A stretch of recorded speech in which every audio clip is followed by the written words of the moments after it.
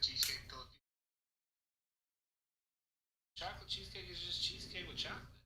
No. I was just being dumb. Hello. I think we're live now. I don't know. There's no way to know. There's no way to know, Ryan. I don't know. There's no way to know. No, I just told you. There's no way to know. Well, I have notification that you're live. What'd you call me? Oh my god.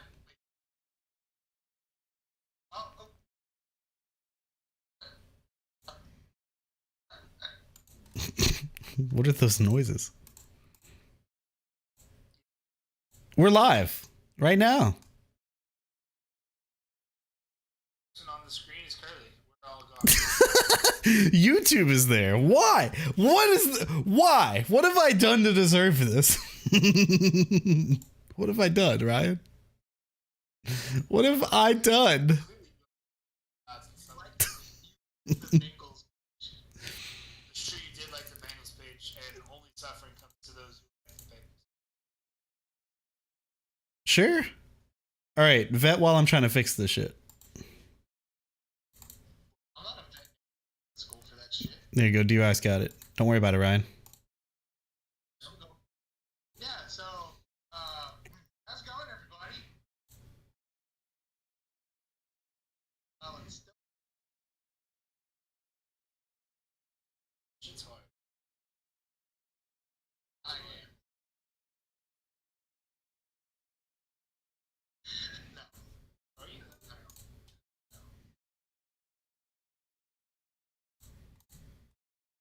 So, in amendment to, last week's episode, I've been watching the shit out of Steven Universe, and I feel like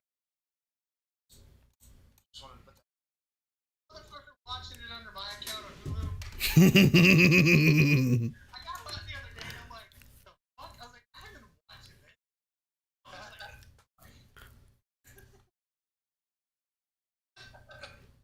it's real good. I'm sure it's good, but it doesn't belong higher in the list. No. It's like a little bit. We sound okay now, right? Are we good? I think we're good. I'm gonna say this again. I test the stream, I test the volume, I test everything. And for some fucking stupid reason, and it's not even consistent. Last time we started the show without a hiccup. Without a single dang gold daffodil and hiccup, all right? And then all of a sudden we're just like, I'm a robot. Please insert the girder. It's so annoying. There's no chance. I've never seen anybody else with this problem. It's something happening between my connection and YouTube's connection, and it's this new fucking YouTube studio, man. I'm telling you, they're out to get me. They're out to get me. All right, they're driving me fucking nuts. Switch, you know what I'm saying? Yeah. What? Ladies and gentlemen, welcome to the Sorry We're Late podcast, where we talk about all the important things in life, such as grilled cheese sandwiches.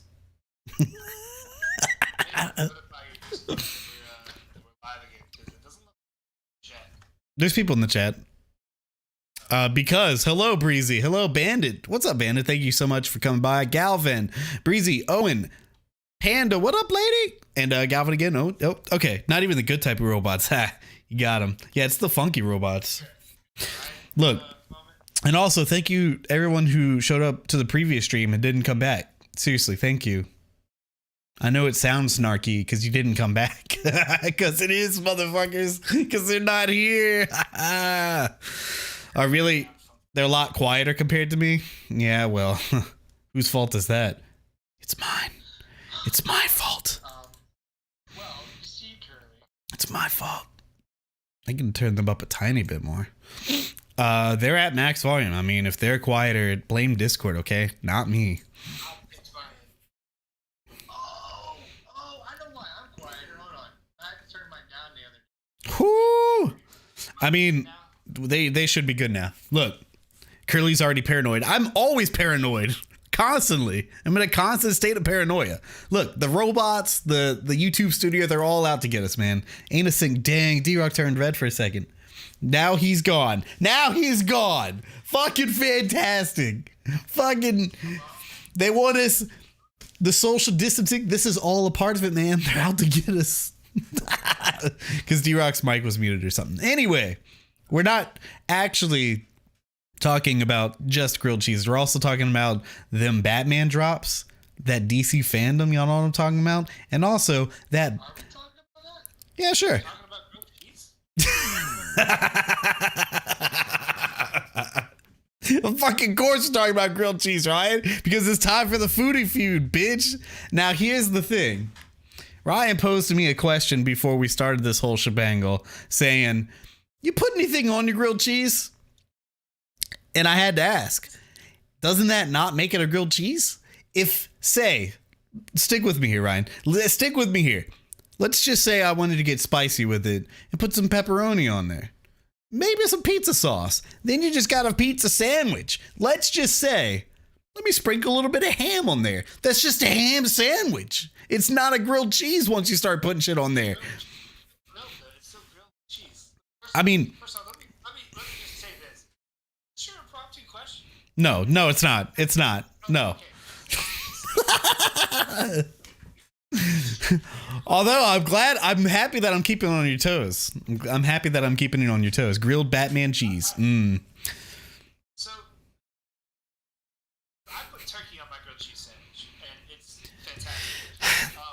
I mean, okay, I understand because ham and cheese make a great sandwich. It's not a grilled cheese. If it's a ham and cheese, it's not a grilled cheese anymore. It's not. It's a grilled cheese sandwich. It's still grilling the grilled cheese in a skillet. You're just adding an ingredient to it. But here's, okay, my next question is, when you make a Reuben sandwich, you take the rye bread and you grill it with all the ingredients. Is that a grilled cheese? Is there cheese on it? Yeah.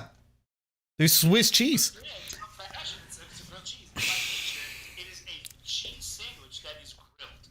So, But the question then becomes, is the cheese the main the main attraction? Is the cheese the main attraction? Because okay, I'll give you that caveat. Cheese has to be the main tender. You can't overshadow it with other toppings. ooh, adding mac and cheese to a grilled cheese sounds good. That sounds good. But here's what I would say, Kerley. Like, so my wife gets a Philly cheesesteak sandwich anytime we go to Subway, but she adds bacon to it. Mm-hmm. Get not a Philly cheesesteak sandwich anymore? No. That's still a Philly cheesesteak, because a Philly cheesesteak in its essence is a steak sandwich with just shit on top of it. A grilled cheese sandwich is not a sandwich with a bunch of shit on top of it. It's just a cheese sandwich that's grilled. Here's what I want to pose.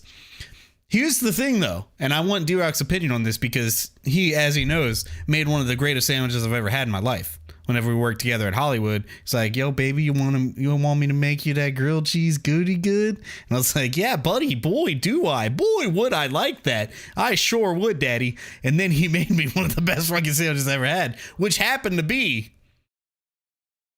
a grilled cheese sandwich with ham, I believe. Now, here's the thing, Ryan. Did it have... It's just a regular sandwich. Was it? Okay, well, there you go. You have no leg to stand on, Ryan. It was just a... Wait, okay, so explain to me how you made the best grilled cheese sandwich in the world, please, D-Rock. It was only 10 years ago, okay? I'm sure you have it. You have this, right? If I remember correctly, we had that squirt butter. Oh, yeah. Yes. I lathered the grill down on it with it. I'm pretty sure I just slapped the pieces of bread on it. I think I put 2 really cheesy. Dude, Maybe 3 pieces of cheese. I don't fucking know. On it. And I cooked it. I grilled it. I mean, now, did you put a piece of ham on there? that would be like a grilled sandwich. Right. That would be a grilled ham and cheese sandwich, not a grilled cheese. Right. Okay. Just wanted a clarification. Thank you so much. Now, Ryan, if you made a grilled cheese, right, but put Philly steak meat, like thinly sliced beef steak, are we talking about a Philly cheesesteak now, or are we talking about a grilled cheese? Because this is what I'm confused. So here's my thing. If you put steak meat on it, that doesn't make it a Philly cheesesteak sandwich. Right. Okay. So what if, let's just say we put some bell peppers on there and some onions? Is it still a grilled cheese sandwich?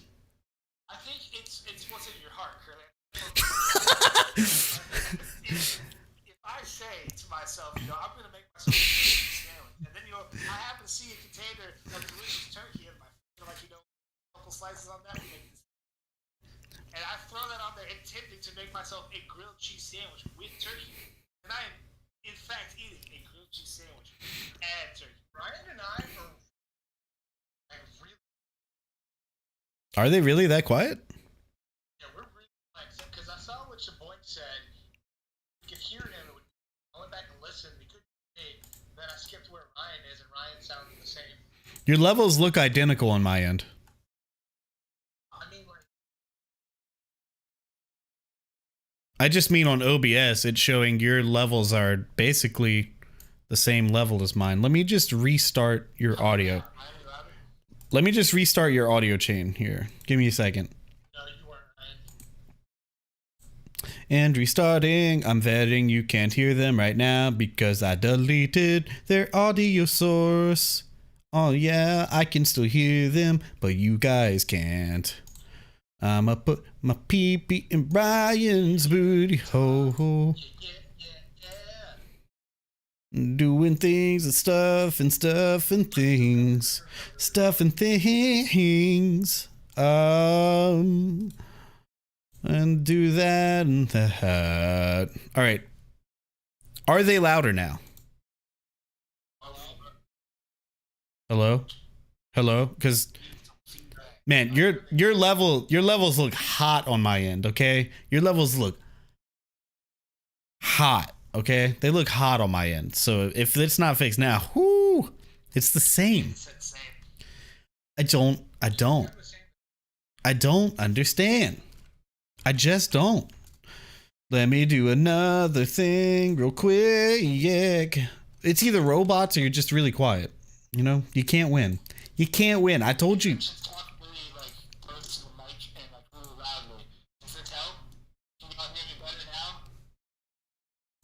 I don't know if they heard any of that. I heard every single syllable, and I hated every single syllable as well. Let me listen. Let me listen to the stream. All right, I'm listening to the stream.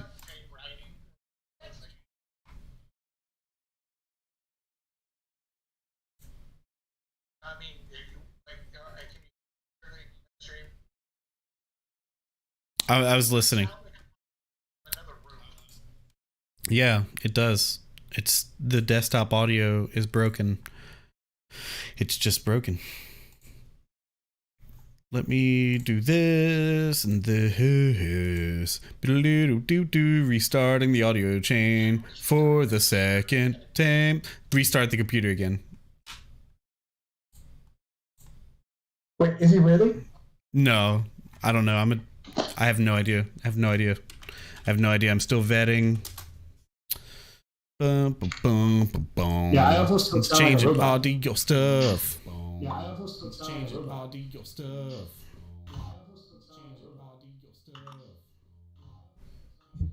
I'm listening back to the stream. Say something. Well, apparently we're better. Something happened. We're better. Okay.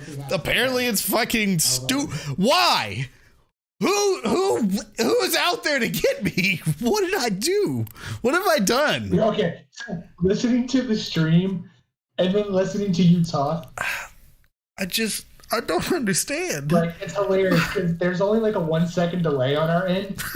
So you're like, man, what is happening? What is happening?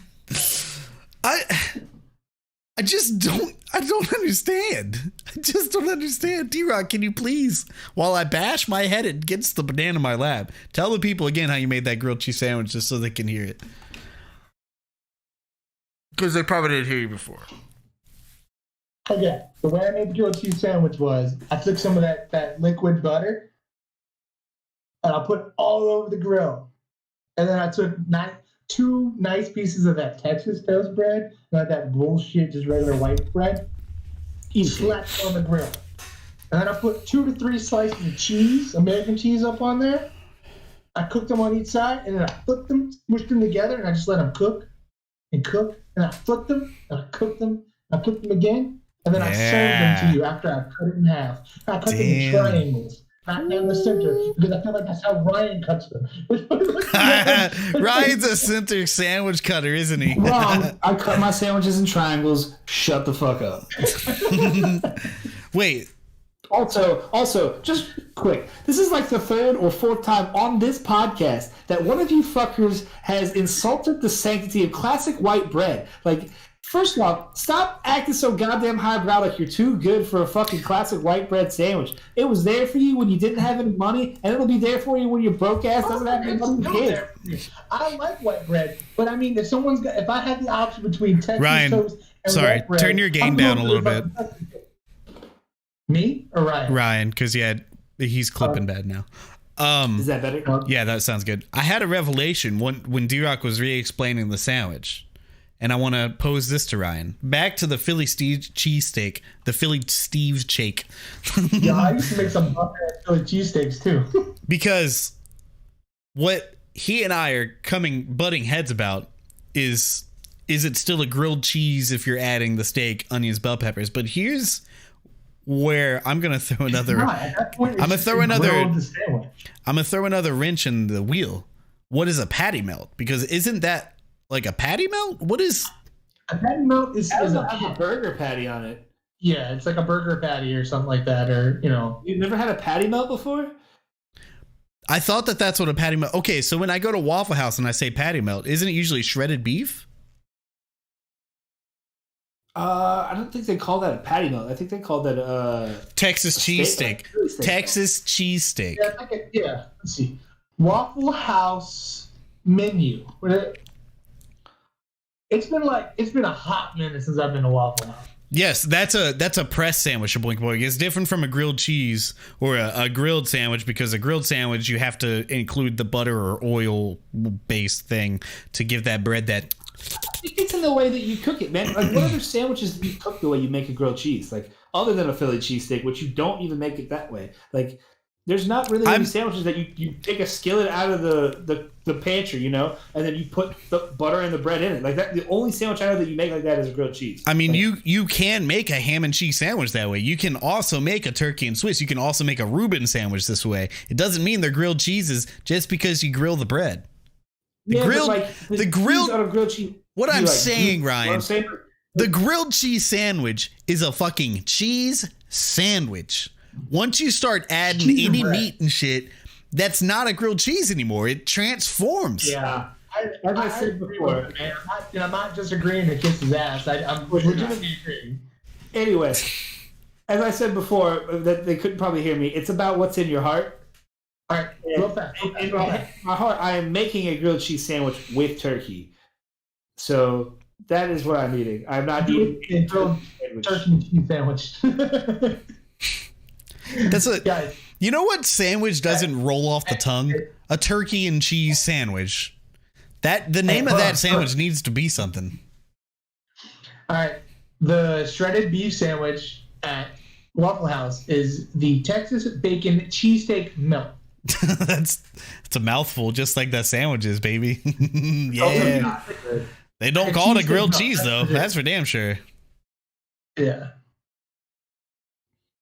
So at what point? This is just being dicks playing by yours and Ryan's rules. We have to be very specific about everything. That's exactly what this whole podcast is. What are you talking about?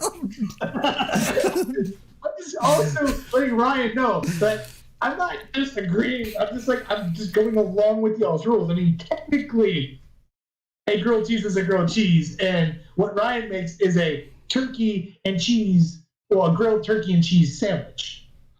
Nah, it's not a grilled cheese with turkey. Cheese sandwich. It is not. It is. All right. No. I'm gonna definitively say that me and D-Rock are right. All right, let's move on, ladies and gentlemen. All right, so we've gotten. Go ahead. One more feud. It's not really a foodie feud, but it's a topic real fast. Fucking throw it at us, man. All right, so you remember how a long time ago we did food combinations? Didn't we do this in food combinations that shouldn't work? Real quick, if anybody out there has nothing better to do with their day, like absolutely nothing to do with their day, we need to gather all the topics we've done, right? And we need to get the information on our answers. That sounds like a lot of work and something that I myself am going to work on. But you know what I'm saying? Like, if anybody else wants to throw their time away at something useless, we need to, from the beginning on the other channel, we need to figure out what topics we've done. And not saying that we can't redo topics, but I just want the information out there. That way, if we decided to bring back food combinations, we could be like, yo, dog, before you said macaroni and tuna fish didn't mix, and you're changing your mind now. I want to call you on your bullshit. And also, I would never say that because macaroni and tuna fish is disgusting. Hot tuna in any form is disgusting. Go ahead, D-Rock. All right. So, I don't drink soda that much. Like, I don't drink regular sugary sodas. I drink those like LaCroix and like sparkling water shit that everyone talks shit about, but they're really good. Mm-hmm. So, there's this brand at Walmart that I found. It's called Aha. Aha. And I tried the blueberry and something from the gas station once. It's like a bigger can. It was really good. Then I've been buying the citrus and green tea one, but it's soda, but it's really good. When I was buying the citrus and green tea a few weeks ago, I saw one that said black cherry and coffee. Mm. Black cherry and coffee flavored soda. Now I saw this and I'm like, Sandy, she usually like trying weird things, but they're gonna tell her about it and maybe pick it up next time. So I ended up going to pick it up. The other night, they were cold enough, so I'm like, I'm gonna drink one. All right, this is the can right here. Okay, it is black cherry and coffee. If they want to sponsor, shit going on, man. What? That can's just got so much going on. I don't understand the brown strip at the bottom. I don't know either, but black cherry coffee. I tasted this. This motherfucker should not be as good as it is. Interesting. That should not be good. It tastes like you're drinking a cherry Tootsie Pop. Ooh, okay.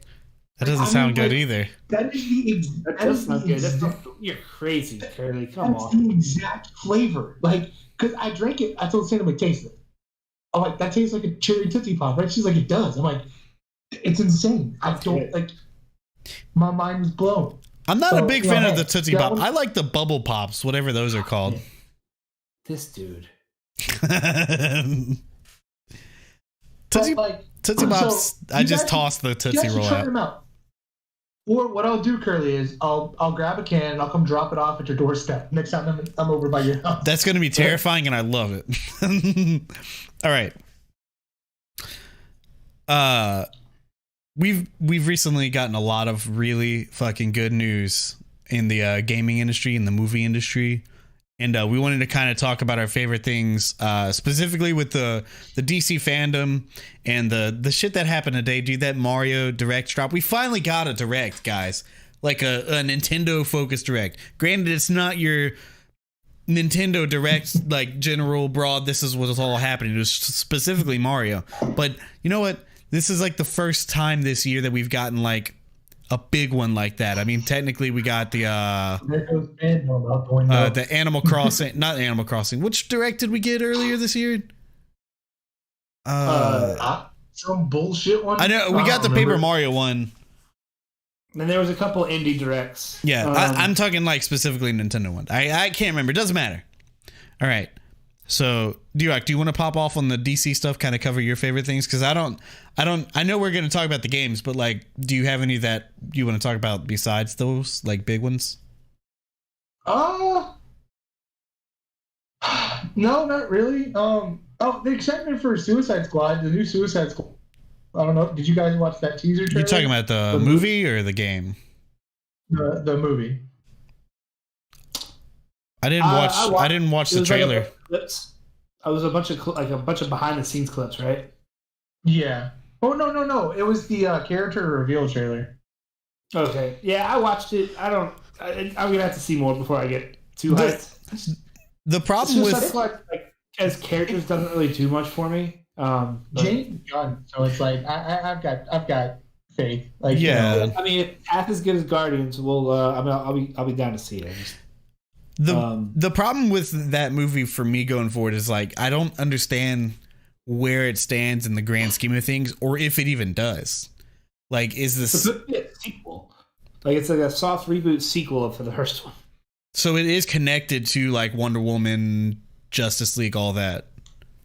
I don't know about that. I just know it's connected to the first Suicide Squad. See, here's where I'd argue with shit boinky boink.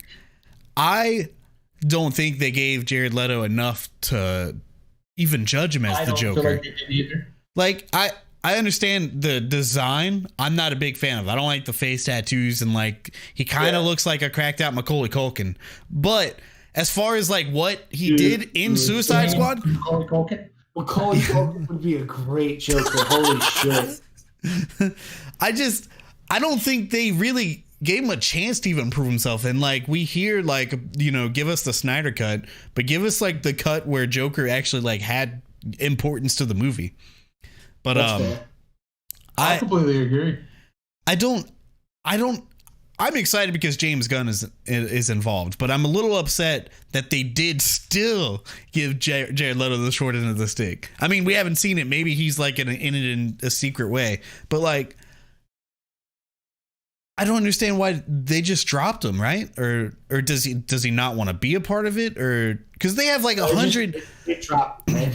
The last thing that I saw of that movie was like a cast sheet this fucking big, and I was like, dude, that's a lot of really good actors and actresses in it. And it's like, wait, Jared Leto's not even in it. What the fuck? Like, I just feel so bad for him because I wanted him to like have a shot at being like the Joker for real, because like that one scene where you see Batman take him the fuck out and where him and Harley were like in the classic suit doing the dance, I was like, dude, that got me going, where I was like, dude, that looks legit. And then this one is just like, nah, fuck that movie, fuck everything. But also it's kind of connected. The DC universe is still a mess, and it looks like they're trying to like get back on track. And a lot of the stuff they've been like showing and saying, I'm like, okay, cool. They're supposedly bringing Keaton back. Is that a thing? Or yeah, that's fucking dope. The original rumor for that was that he was going to be the '89 Batman, but it's looking more like he's going to be Flashpoint Batman. I don't think so. I heard that Jeffrey Dean Morgan's going to be in it.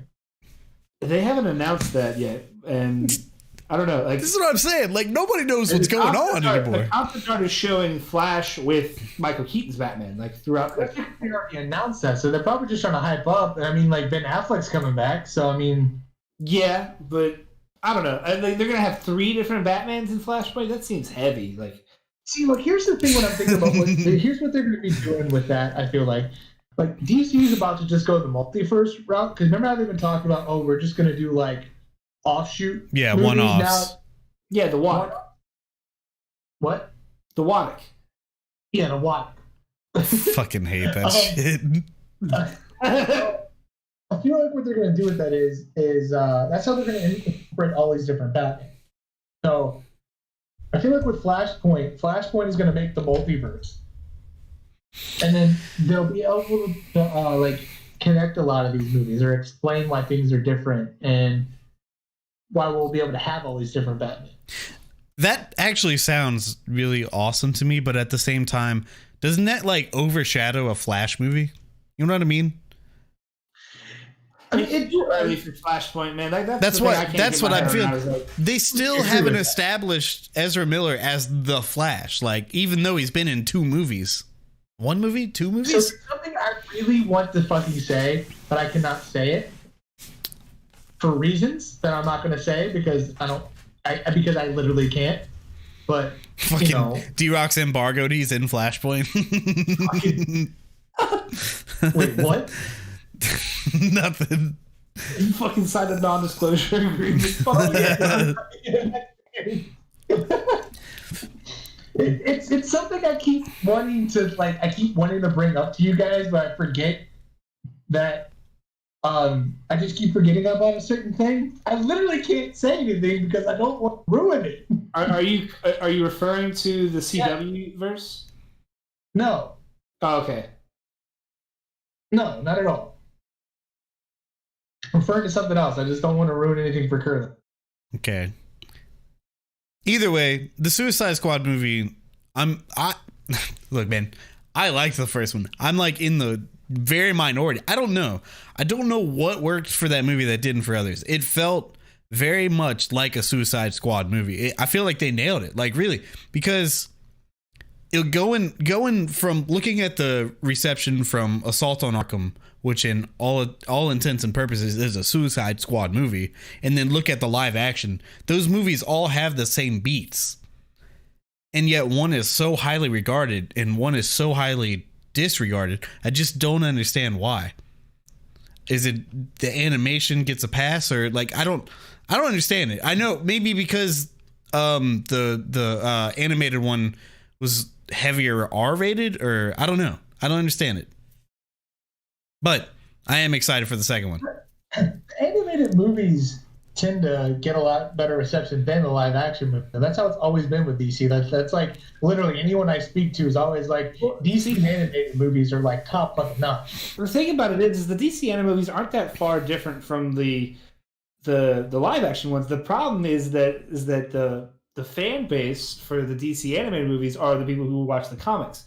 And the people who like the DC movies are those people as well. It's the mainstream audience that doesn't really care for the DC movies because either A, they're too dark, or they're too long-winded, or there's too much exposition, or they're setting too much up and it's hard to grasp, like, for multiple different reasons. But like, I feel like the people who like the DC animated universes are the same people who enjoy the DC movies.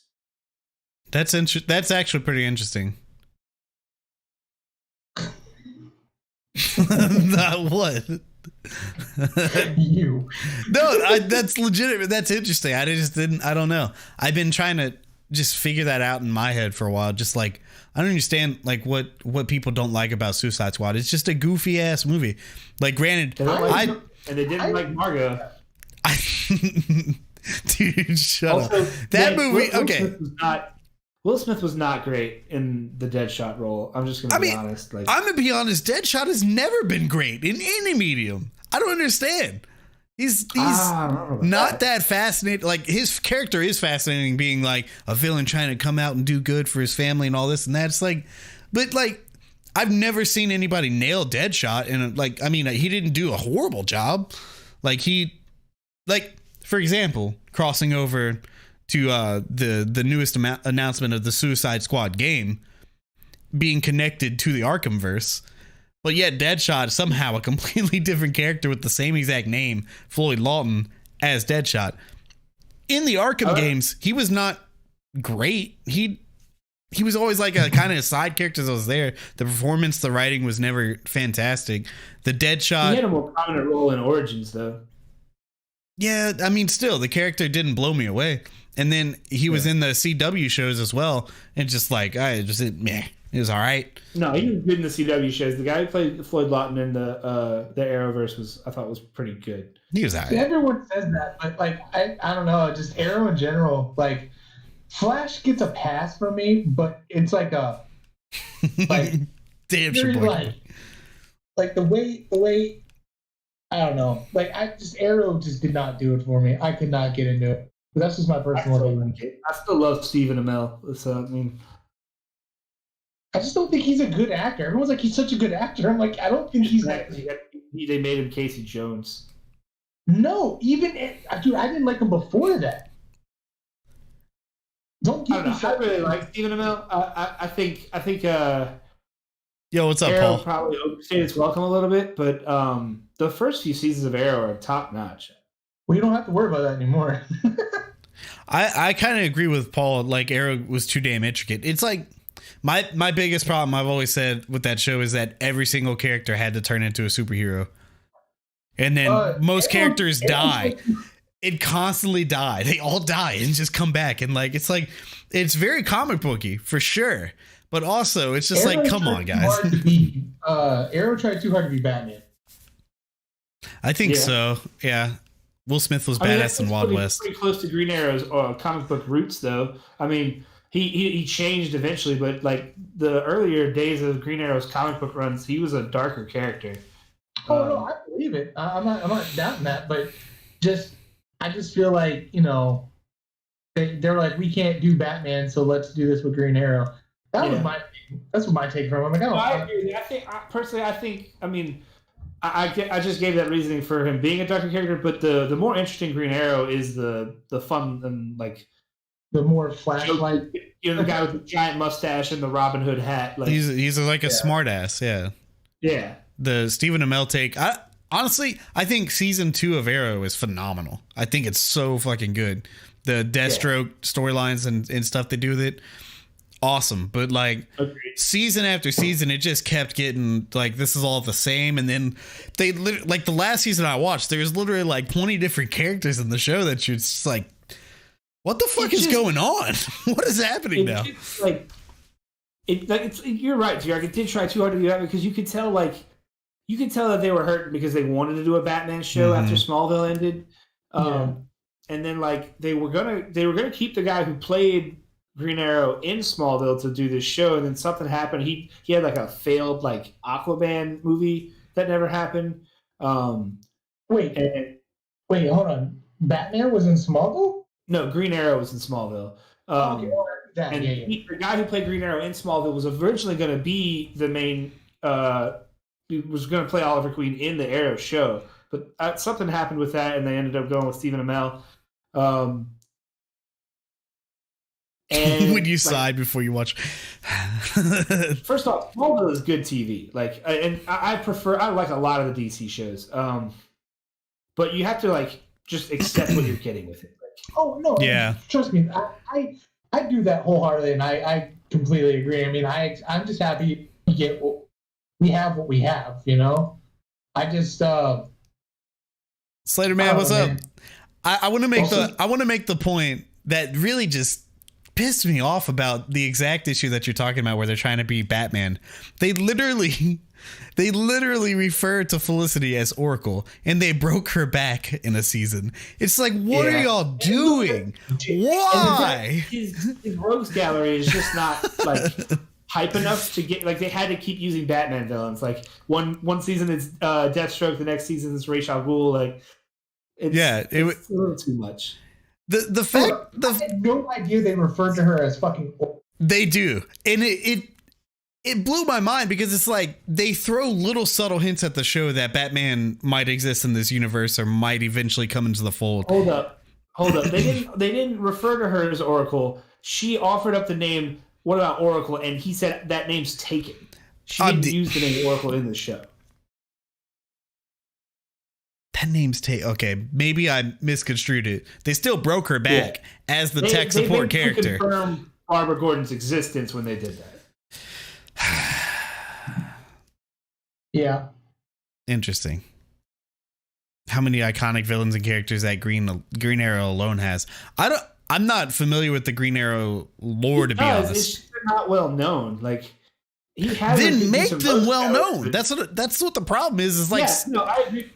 It's just, you shouldn't start a universe with Green Arrow. That's the problem. Yeah, that is true. But I mean, that's the same issue with the DC movies in general. Is like they started off on the wrong foot. Because I mean, they technically didn't start off with the wrong foot, but they really quickly after Man of Steel fumbled and was just like, look, we got to catch up with Marvel, man. Let's do Justice League Batman versus Superman. It's like, you don't have a Batman in this universe. How the fuck are you going to do Batman versus Superman? Which is an underrated movie, by the way. Like Green Lantern? Way too much hate. Dude, I like the Green Lantern movie. I honestly do. Again, here's the thing. Perfect casting. Dude, here's the thing about that Green Lantern movie. The CG sucks, yes. But again, if you watch the animated Green Lantern movie that was highly regarded, same fucking beats. That's what I'm saying, Ryan, is it had the same exact beats and people love that fucking movie. Then you have the live action and it's just like, well, the CG sucks. It's like, who gives a shit? You love the fucking 2D cartoon. Like, it's I think there's a dissonance between Marvel and DC because, like, Marvel characters are like, they're humans who get they're everyday average humans who turn into superheroes, whereas like your typical like DC characters like a god, like, and their powers are like OP most of the time, so the relatability is not there as much. I feel that's why their movies don't translate to live action as well, or it's the reason why we've got a shit ton of Batman movies. Yeah, I mean, that's why I think Batman is the king of DC. I mean, Superman is debatable as that moniker, but It's the same reason why Spider-Man is the king over at Marvel. It's just you have the most relatable characters, and they're also badass. It's like, I mean, I think relatability with a superhero is important, and I mean, they're God character. I mean, look at Superman. He's raised as like an orphan and as an outcast and stuff, and he just wants to do right. That's what makes him relatable. That's what makes him a good character. And I mean, honestly, Man of Steel did a good job at showing that in a lot of humanity in Superman. I don't really love the movie, but I don't think it's necessarily bad. I don't hate it. But I mean, I would like a new Superman movie with Henry Cavill, personally. Yeah. I just want a decent like Superman franchise. Like Superman deserves. Look, y'all can hate on him all you want with the Boy Scout shit. Like he is. I don't really care. He's the pillar of DC. Like, he like they gotta do better with him. Man. Like it's not serviceable the level of content they put out for him. Like he fucking Rocksteady should have been making a Superman game. Fuck Suicide Squad. Like I want to jump on that. Back to the Suicide Squad game, made by Rocksteady. Did you guys feel any kind of like? Granted, I'm so stoked for this. I'm so fucking stoked. Rocksteady made some of my favorite games of all time. The Batman Arkhamverse is so good. It felt jarring, like showing a trailer that was so upbeat for them. It was weird that the fact that they're not doing the Gotham Knights game, they're doing the jokey game in daylight. Like just seeing like them not have either a wintry dark background or whatever, and then it's very interesting that all their character designs look to be heavily inspired from the movie. It threw me off a little bit, but I mean, I think just for that particular cinematic, like I feel like in the PS3 and even early into the Arkham Knight development cycle, like day and night cycles weren't really a thing, maybe. Mm-hmm. And I mean, Batman is not Batman if he's not working at night. But now that they have a different IP to go off of, they can use day and night cycles. But I don't think it'll be exclusively in the daytime. It is a little jarring at first because, like, especially from Rocksteady, especially since they haven't put anything out in 5 years. Yeah. My question would be, if you had seen this trailer and it didn't have Rocksteady's logo, would you feel like it's a Rocksteady game? Oh.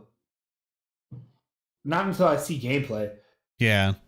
That's where I'm at. That's where I'm at with it, is like, but, and here's where I would turn that around and be like, what Rocksteady did for Batman and how heavily involved in with the lore and the love to the source material that they were. And they got like actual like creative influence. Like Paul Dini helped write the first Arkham game, which is crazy.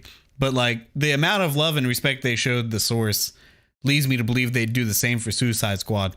But with that said, they pulled from like the more like what's popular. That just, it feels off to me that they would make changes like the Deadshot thing. Like it just seems silly that they would like, oh man, Will Smith is Deadshot now, we got to make him black. It's like I 100% am completely fine with the black Deadshot, but if you're gonna tell me that it's connected to the Arkhamverse and then change the race completely, it's just like I'm confused at what they're doing now, and it kind of worries me just a tiny bit. No, I agree. Yeah, because it was weird whenever they did say, "Oh, this is the same universe." It's like what? That doesn't make any sense. Yeah, how do you just change something like that and then not acknowledge it? Unless, is this like a different Deadshot or something? I mean, like, did someone else take up the mantle? But well, yeah, he holds up the mugshot poster and it says Floyd Lawton, which is the same. Right, that's right. Yeah. It's the same character. It's just it's confusing that they don't address some things, and it's like spoilers for Arkham Knight, but like, if I don't get answers to well, I guess it's not even spoilers. I'm not going to spoil it, but I need answers to that actual, like the true ending of that game. It's like, if I don't get that in this game and they just like swipe it under the rug, I'd be pissed. Like, God damn it. Answer my questions. Yeah. Because the Nightfall protocol at the end of Arkham Knight is confusing as hell and open-ended. And then they just start on a whole new franchise, it looks like, and they're like, but it's connected. It's like, are you saying that because you're going to answer it, or I don't know. I don't know. I'm a little worried. But then Montreal comes out with Gotham Knights, which looks fucking dope. It looks so cool. I love the idea that we finally get like a playable Red Hood and a playable Nightwing in like a core way, not just like, hey, here's a side character you get to play for like 2 minutes and then go back to Batman. Yep. Real quick, do you guys think Batman's really dead, or is it just gonna be one of the plot twisters? Not one bit. He's either gonna be a Talon and they're gonna fix it, or he's lost in the tunnels, like in the Court of the Owls. Yeah. So y'all think it is bullshit? Yeah, it's 100% it's bullshit. I think it's real. I think they're gonna make you think that he's still alive and then he's just dead. Red fucking Hood, man. Crazy. I think that's gonna be the twist, is that he's actually dead and people are gonna hate it. Yeah, when I saw Jason Todd in the trailer, when they first showed him, he's white and the scar, bro, I was like, yo, and dude, he's fucking jacked in that trailer. Yeah. Because like in the comics, he's generally the same size as like Nightwing, but like this, it's like each person has. Okay, real fast. That is Tim Drake, right? Yeah. Okay, because a lot of people are like, oh no, it's Damian. I'm like, no, that's Tim. I mean, yeah, they used the Red Robin costume in the trailer for a little while. Yeah, that's what I thought, but there's a lot of people speculating that it wasn't. But I'm like, Tim better get some love, because I don't know what people's problem is, but they hate Damon. Yeah, I don't love the design of Tim Drake in that trailer. His Robin costume looks very homemade, and I just didn't do it for me. Like all the other costumes look great. But for some reason, Tim Drake's Robin costume just lets me like a little wanting. Do you guys think they have different gears in the game? Do you guys think Damian will be in the game and they just hadn't said it? Because what's crazy and what's so exciting is like how involved like the Bat family just is already in this universe that we don't know anything about. It's just like, it's crazy that we're getting like Barbara Gordon playable is just crazy enough because, you know, Oracle stuff, I guess. I don't understand how that's working. It's interesting. And then like having timeline fixed her back. That's what in the press release it says she like trained back and then she's doing it. But like you usually don't get to see her like in with this much of the Batman family unless she's like Oracle on the side and stuff, which should be fascinating. 52 did a lot of oh really? Batgirl with the Bat family. Also, this seems to be combining like Court of the Owls with like Battle for the Cowl, which kind of hinted at Court of the Owls in the first place, back when they did that run, where it's like the Bat family is kind of like battling for the right to be the next Batman, and I wonder if that the cowl and stuff and takes on like things like they take on their respective villains, right? Yeah, as Batman, yeah. Yep. Which is a great comic book read, by the way. Yeah, I wanted to read it. I don't know. I find it weird because now that we've segued into Arkham, into Gotham Knights, I find it weird that, like, did we already say this, that it's not part of the Arkham games? Yeah, because it seems like it segues perfectly. Yeah, it's so bizarre that Gotham Knights is not canon to Arkhamverse and Suicide Squad kills the Justice League is. It seems so backwards. But I mean, I understand because, you know, Rocksteady being the devs, the main creators of the Arkhamverse, it makes sense. But do y'all think there's some like behind the scenes shade between the studios? Because I feel for sure, absolutely. Dude, you think he's forever throwing shade at WB Montreal, and I bet Montreal's sick of it. Like, that's some BS. Because like, they just like, hey, we don't acknowledge Origins, even though it's probably the second best title in the entire series. Like, Dude, I love the story to Origins, and like I hate how bad the reception was for it, because like it kind of sucks your experience out of it, because when you hear so many people shitting on it and talking about the complaints and stuff, then when you're playing it, you don't have like that hype of like, man, this is the new big one and all this. It's just kind of like, and then like whenever you like go out and have a conversation, it's like, man, that game was great, and they're like, that fucking game's like just a copy paste of Arkham City, man. It's like, why am I fucking talking to this stupid idiot? What I really don't understand with it is like, if there's such a dissonance between WB Montreal's Origins and what Rocksteady did with their Arkhamverse, like why did they take the art direction from Origins and apply it to Arkham Knight and not continue with the art direction that they had in Asylum City? Absolutely, yeah. Knight was so much different than the first two. It's because of the reception that Origins got, so they probably were going to connect them. It's just that the reception for Origins was so bad. It's unwarranted to tell. That's what I mean. Like, I wish Rocksteady would have instead been like, dude, we got y'all's back, man. Fuck the haters, dude. Like, that shit was dope, man. Arkham Origins was awesome. And like, out of the gate, like, they were just set up to fail. I mean, granted, Troy Baker is a fucking god. He's so good, but like, they didn't have Mark Hamill and Kevin Conroy. So it's just like out of the gate, people were already just like ready to hate on it. And it's like, as soon as it came out, it just flopped. And it sucks because it's awesome. And then this game now leading up is completely non-canon to any of it. So it's its whole new thing. So like, they could just really set it up however they want. It also seems like they're departing from a few other things. Like, they're departing from the Arkhamverse, but it also seems like they're departing from the combat style that the Arkham games had, and I'm not okay with that because the Arkham combat style is perfect. Oh man! Real fast. Back to Origins. Like, I agree with you because I like the. I just before we go on. Sorry, you cut out. You like what? Sorry. Okay. Ryan, did you hear what I said? No. Okay. I was saying, I didn't mean to cut you off. I agree. I like the play style, but I like Arkham Origins. What did people hate about it? I don't remember. Like, I remember the dumb shit. City. It's the same map as City. Everything feels. You like orgies? Yes, I do. That's what you're going to be on one with the. Sorry, we're late, guys. I mean, we can make that happen after COVID. Let's talk, man. Cool, gotcha. But no, because I remember the only complaints I saw was like there was like bugs and shit that they eventually patched. Because when I played it, I kept lagging out of the part when you're on the bridge. I kept lagging into like the gray area.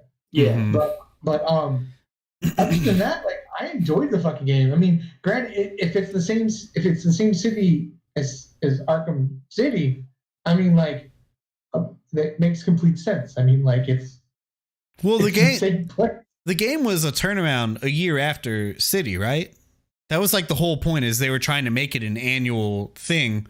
Rocksteady would make the core franchise every other year, but Montreal would step in and do like a quasi sequel to hold you over. And granted, I'm kind of happy that didn't happen because it seems like it would just get oversaturated. But I'm with Ryan, man. I love the damn combat of the Arkham games so much. I hope they don't steer too far. Because, man, there's something that, like, Spider-Man, the new Spider-Man PS4 takes like little bits and pieces from the Arkham games, but it's not perfect. And some of the buttons are like changed from like the counter instead of triangle is circle, and I always wanted to just play it like just straight up Arkham, so it always felt a little bit lesser. I don't know if I'm the only one, but I wish that Spider-Man was just as tight as the Arkham games. Yeah. I think, like, to WB Montreal's credit, like, the one thing that they got right, that, in my opinion, Arkham Knight still never, or Rocksteady never got right, was the boss fights. Like, every boss fight in Arkham Origins is fantastic. And that's like, true. Arkham Knight kind of got there, but like, it's still like, even like you thought you were gonna get to fight Deathstroke again, and it's just a fucking tank fight. I mean, like, you had a tank fight, and then they build it up like you're about to actually fight him, and then it's a cutscene where he just pulls him out of the tank or whatever. It's just like, come on, dude. My beef with Arkham Knight is that I hated how it, like, first off, everyone was like, oh, all that's spoilers if you ever played Arkham Knight. Like, Arkham Knight being Jason Todd. Like, remember the guy, it is not him. But, like, in the game, it's like, there's no way this isn't him. Like, look, I know it's not a great twist, but I love that they did the Under the Red Hood story. Like, me too, but why did they lean so heavily against it? Like, I don't know. It's just... Because, I mean, it's not like they were hiding anything when you started the game. It's like, just cut the Red Hood, and you'd be like, fuck yeah, everyone would be in. I mean, like, it's like, I went in, I'm like, all right, who the fuck's this going to be? And then the phrasing he had towards Batman. He'd be like, old man. Yeah. My thing about this shit he was like, this is Jason. This is Jason Todd. Who knows him? Like, there's no way. You get flashbacks to Jason Todd in the fucking game, dude. Right? Like, they didn't hide anything. They even had like the crowbar shit, and yeah, they just found the crowbar, everything. Yeah.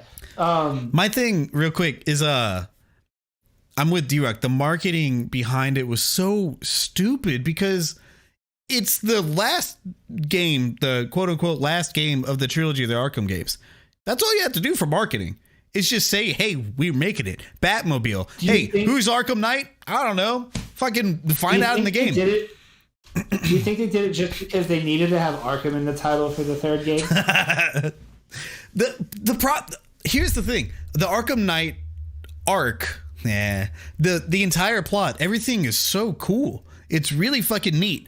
The fact that they were like, it's a whole new brand new character, never, discovered in the comics. It's our original character. That's where they fucked up. They didn't have to say that.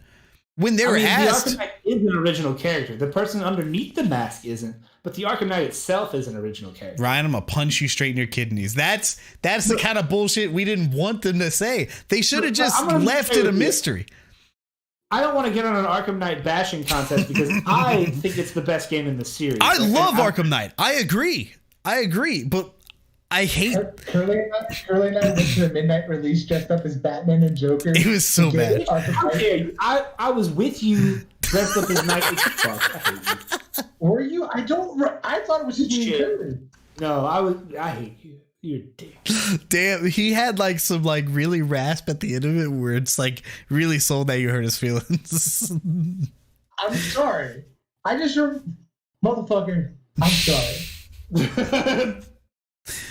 Real fast. I don't feel like having to type this out. Way off topic, but Shaboy, that's what I thought. But you don't have to pay the $10. In the game, you earn the in-game currency to unlock each character's game pass or game card or whatever.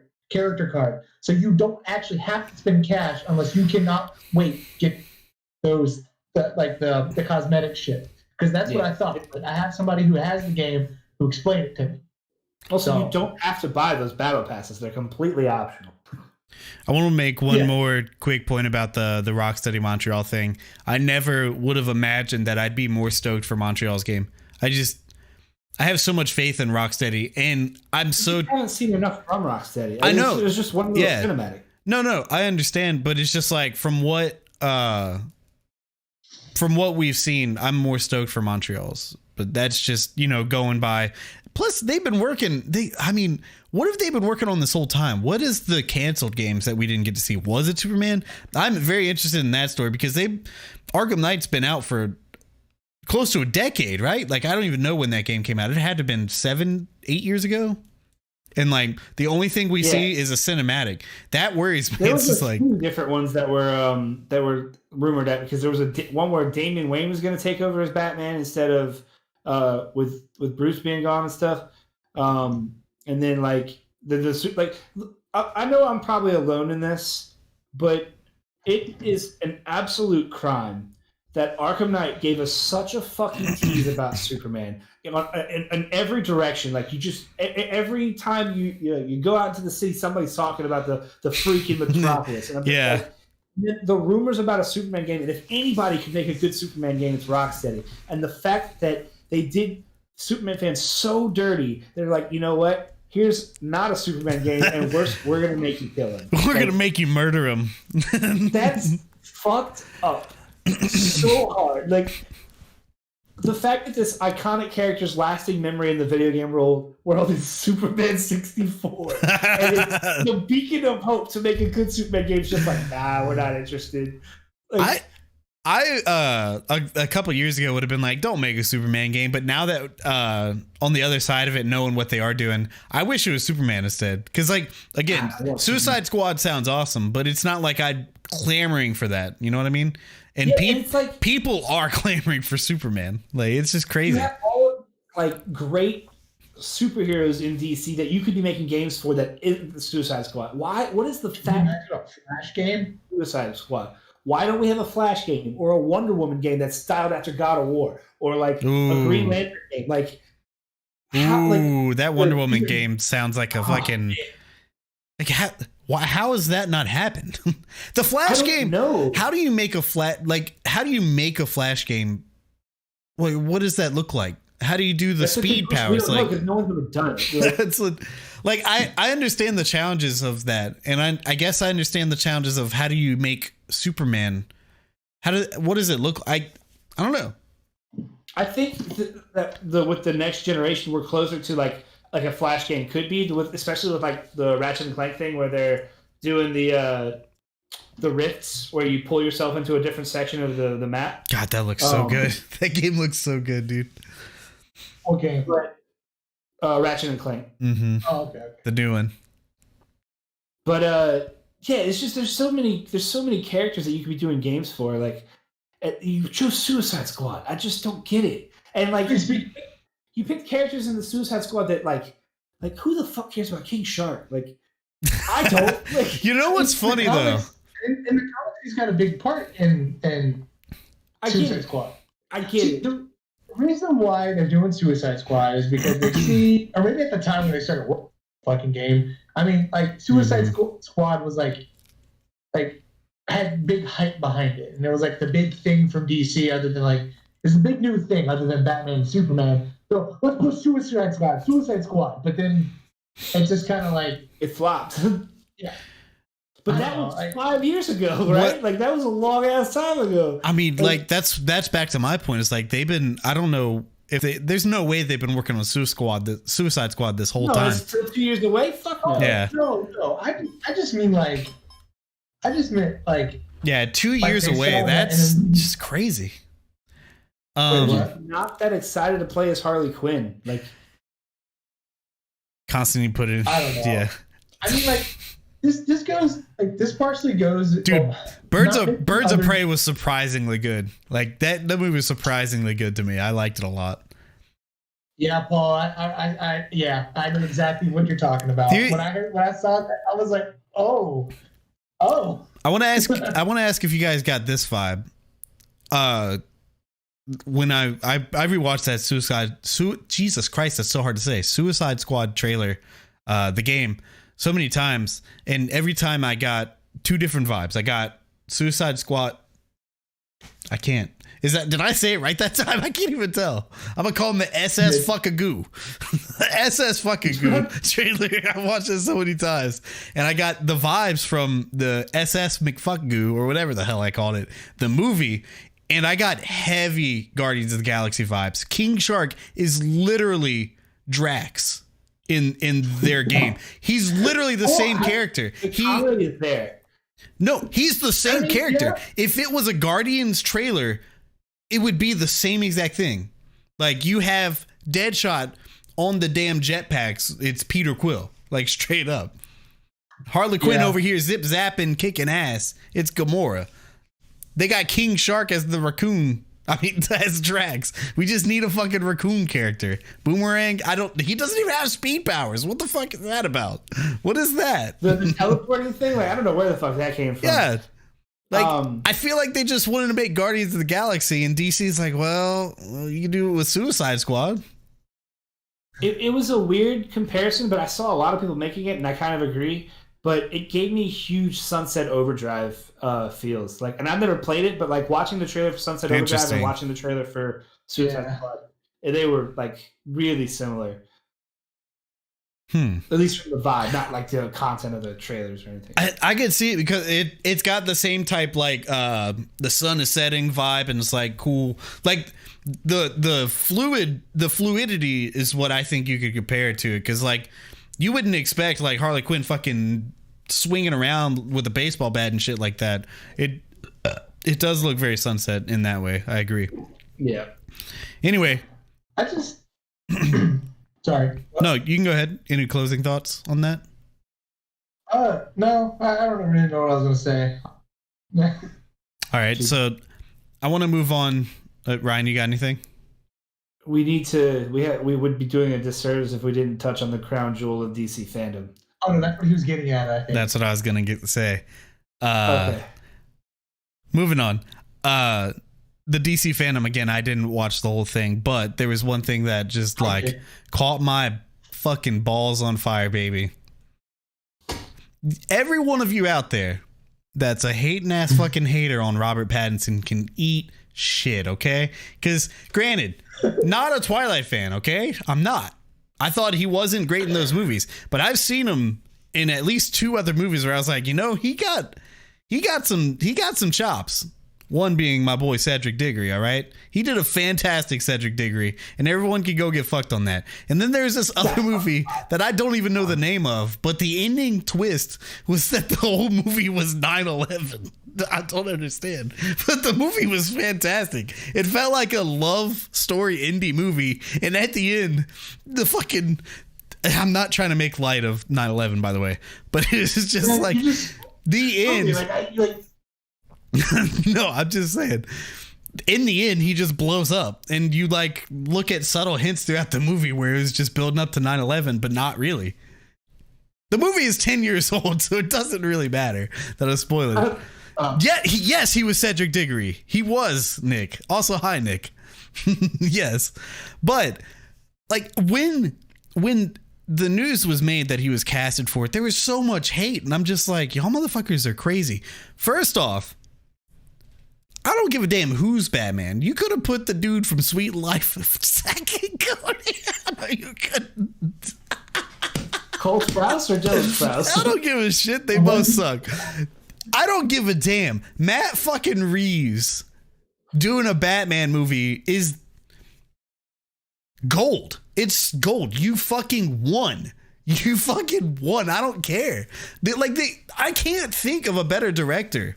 Like, I really can't, because you like, what about Christopher Nolan? It's like, oh, wait. It's like, no, dude. Matt Reeves doing the Batman movie is just like, I don't need to hear anything else. Let me know when it's out. He's going to be behind all 3 of these movies, right? Also, this ties into the Gotham PD TV show they're doing. I didn't know that. Yeah. But look, guys, this trailer captivated me. It was so unexpectedly good because, again, there's like Matt Reeves, awesome. Robert Pattinson, I'm like, I could see it. I wasn't like sold, but like all the teaser images and stuff, I was like, something looks a little off. But I bet you when we see it in action, man. Every teaser picture I saw, I was like, this looks dope. I was like, I like this. No, I wasn't hating it, but yeah, sorry. No, the one looked like Daredevil though. Netflix's Daredevil. That's what I mean. But no, I still thought it looked dope. I was fucking stoked for this.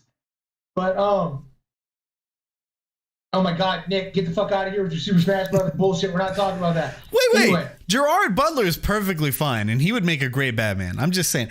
I don't understand people's hatred with actors. Shit, though. Oh, okay. I don't understand. Like, I mean, there's people judge like an actor by like a role that they maybe didn't like that doesn't just quantify. Like if you see an actor into several roles you don't like, that's one thing, but I'm just like people hating on like Heath Ledger for being Joker before they even saw the movie ate shit. We're talking about the trailer. I'll be right back. Okay. But granted, you have to have a good team, because I mean, George Clooney as Batman, I could 100% see it.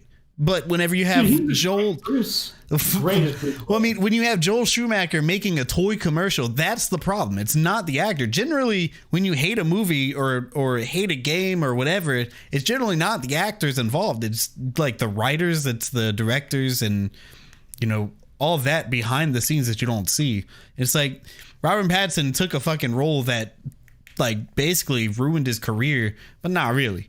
I'm just saying, like, Twilight didn't do him technically any favors as critical reception goes, but I mean, fucking landed on Batman. Like, hell yeah. I don't know. I wanted to talk about the trailer, but D-Rock ran away. So Ryan, I'm gonna ask you a series of questions. Okay, I need you to answer them to the best of your ability. All right. All right. If Tom Hanks bumped into you, right, in the middle of I'm trying to come up with this. Hang on. If Tom Hanks came up to you in the middle of the street and bumped into you, right, and like spilled a hot coffee all over you, right? It was your coffee. He bumped into you, right, and just spilled coffee all over yourself. Hot coffee, mind you. And he was like, "What the fuck, man?" But he wouldn't because he's Tom Hanks. But he'd be like, "Dude, come on." Would you be mad? Would you tell him something? Would you be like, would you apologize? So here, let me ask you a series of questions to answer your question, or to help me answer your question. Okay. A, does he have AIDS? He's Tom Hanks. Of course he doesn't. He's a married man. Why would he have AIDS? Is he a 10-year-old boy in a grown man's body? It's Tom Hanks, Ryan. What part are you like? It's Tom Hanks. Okay. All right. And 3, is he secretly a plastic cowboy? Is Tom Hanks a plastic cowboy? D-Rock comes in. What are you talking about?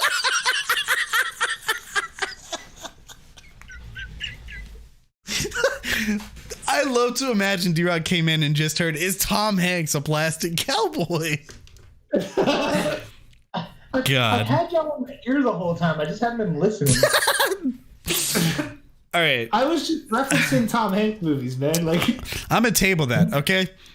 Look, this trailer captivated me in a way I didn't expect, and I already expected this shit to be good. But I think this might be top 3 movie trailers of all time for me. And granted, I have a bias because I really fucking love Batman. And also, I just really love the imagery they had with this whole thing. How visceral and violent he was, but still very much Batman. And also the damn song. The fucking Nirvana mixed in with the orchestral shit. It brought back a love for the 90s grunge scene that I didn't think I had in me anymore. I was so sick and tired of Nirvana that just the thought of listening to like Come As You Are made me want to punch myself right in the balls before I watched the trailer. And then I just been listening to it nonstop. But I don't know. I'm super stoked for the movie. The trailer is fucking badass. I mean, obviously you guys loved it too. But expound. So, when y'all watched the trailer, did y'all see Colin Farrell? Did y'all look at that character and realize that that's who that was? Absolutely not. No.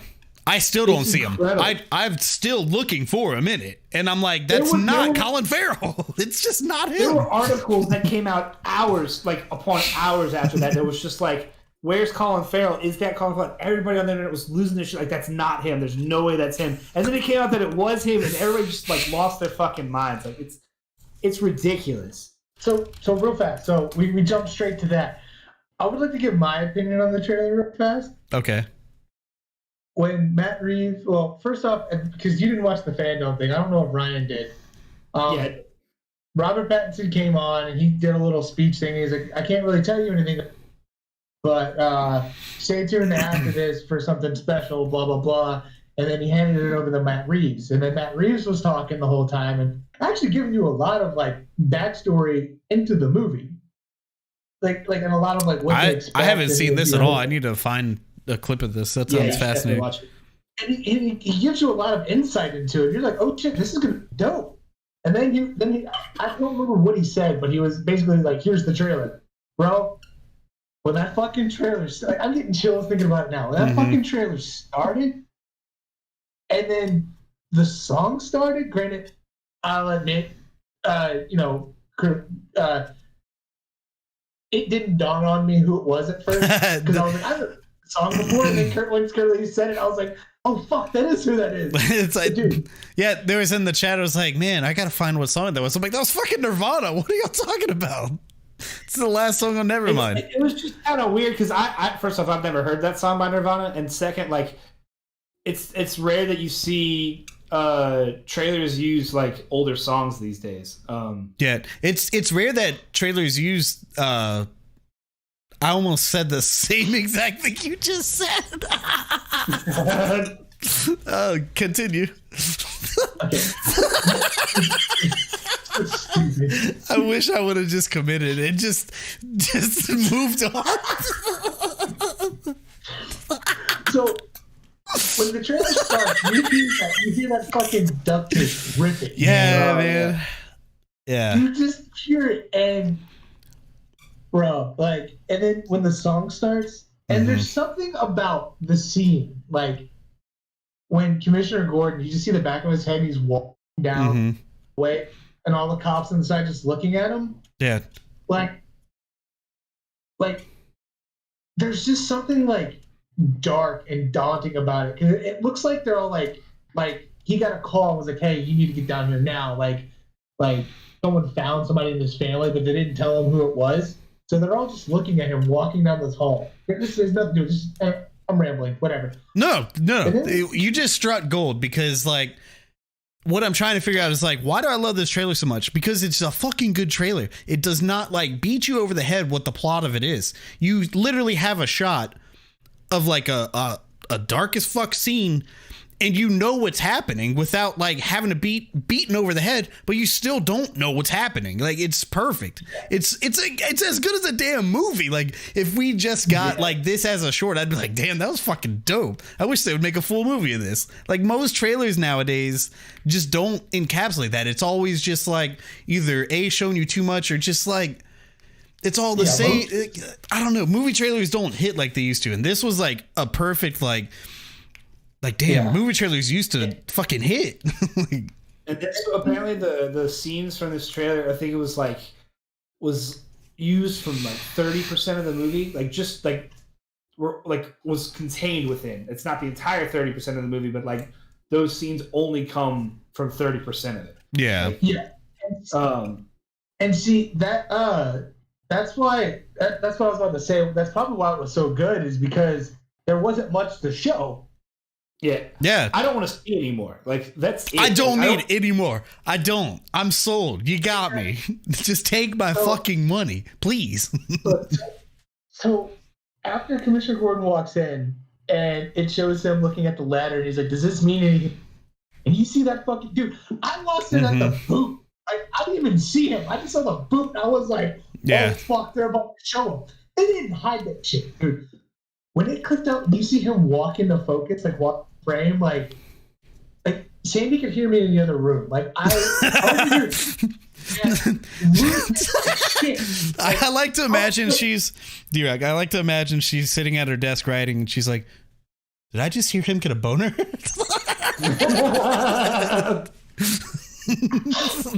Bro, like I fucking lost my shit over that trailer. Like I know you guys did, but like I told Ryan. Well, it was like a few days ago. I texted him. I'm like, it's like we went.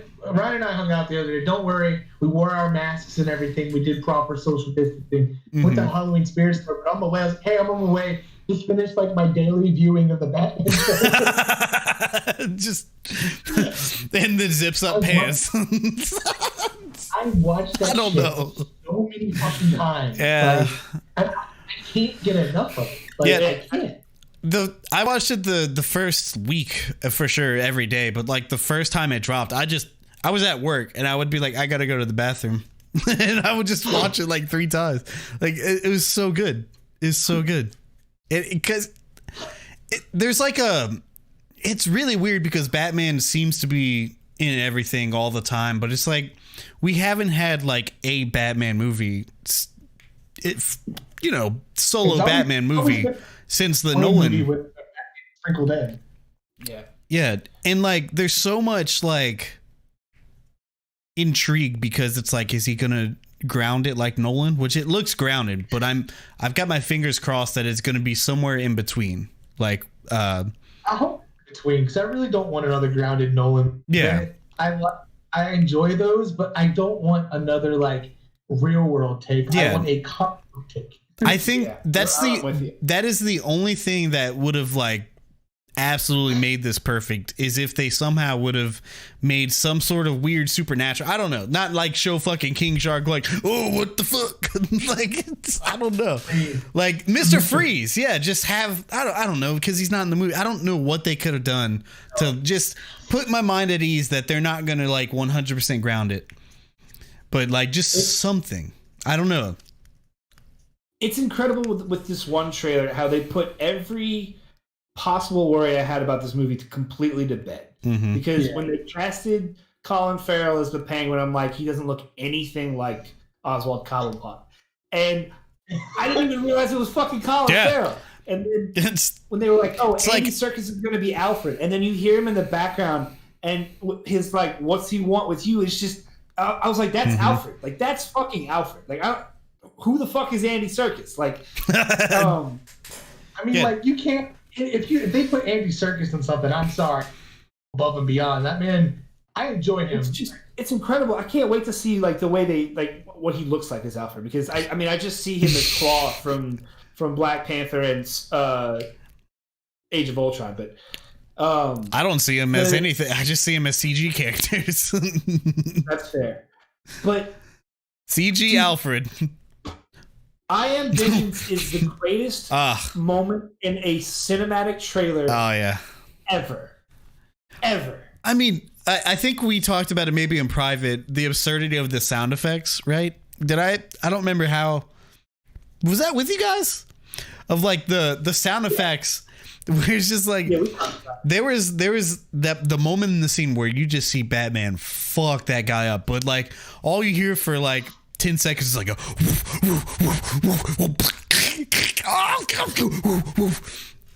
in any other context I would have laughed my ass off, but instead somehow my fucking mouth hits the floor and you're just like it's so perfect that it's a oneer. It's like it's that new John Wick Daredevil style where the action doesn't cut like any other Batman movie is done. You just see Batman fuck this guy up in one shot. He looks tired after he gives him that last punch. Like you see, like it just feels fucking visceral. And then it's the twist on the words, like Ryan said, like I'm vengeance instead of just like Batman, or like the animated. It's drawing influence from the animated series. And that's already a fucking winner. You guys know what the fuck you're doing, dude. It's the subverting of expectations too, because you expect on Batman, and then they're just like, nope, that ain't it this time. Like, and then like, it's the warehouse scene from Batman v Superman. Mm-hmm. It's Daredevil's fight scenes. Like, this is Netflix's Daredevil cracked up to like 15, man. Like, so ready. Since you brought up Batman versus Superman, what they should have done, because that movie had a great trailer moment where Batman very unrealistically fucking grapple hooks on the side of a building, just whooshes out. They needed one of those moments. Just one. Cover? Talk about that fucking Dark Knight cover? Yeah. Whooshes up, lightning flash, bro. Yeah. Look, Zack Snyder gets hate, but he's so good at that. Those comic book moments that just make you feel like it's a comic book movie. Like Batman is I. That would have done it, Shaboinky. But go ahead, D-Rock. Sorry. Oh no, you're fine. I don't remember where I was going. Oh, I like the feel of it. It grabs that like gothic look. Like when he's inside of the what is he in a church or something? Which scene are you talking about? It flies through the building in the trailer. Like a car is like crashing through like the side of a building, and he grabs somebody. He's in like this cathedral looking place. I know what you're talking about. I don't know if it was or not. Okay, well, it just looks real gothic and very Tim Burton. And parts of the movie like have like, I don't know, it's just got this style to it that I'm excited about that I didn't know that I was missing. Yeah. That's the thing too. Yeah, that's a good point. Like all the Batman movies we've had since Tim Burton have all been like realistic cities. And like we haven't gotten like that, and shout out to fucking Tim Burton making like legitimate like gothic city for Gotham City, because that's what you want to see. Like, and again, drawing inspiration from the animated series. Your point. I just want one ugly Batman. Just one ugly Batman. Also, like, I don't know who this guy is. I've never seen any of his movies, but the guy they've got for Riddler, Paul Dano or however you say his name, every article I'm reading is saying is this guy is just about to fucking murder this role. Like, yeah. And as a person who loves, whose favorite Batman movie to this point is Batman Forever, I hate you.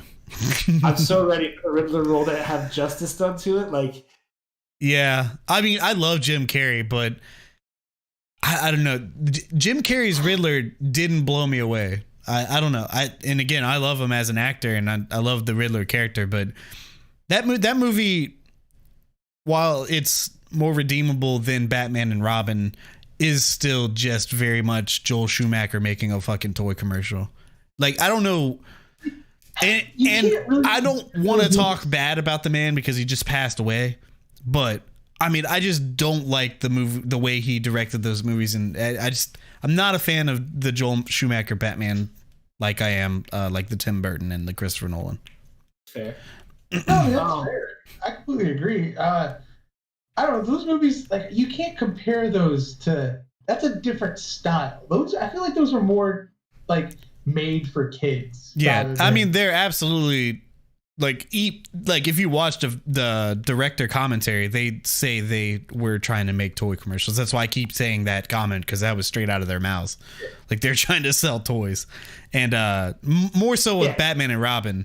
But also, you see a lot more of like the Adam West style in those movies, which is what they're going for. But it's not particularly what I want to see in Batman, which is, you know. Let me clarify. I said it's my favorite Batman film, but he's my least favorite Bat.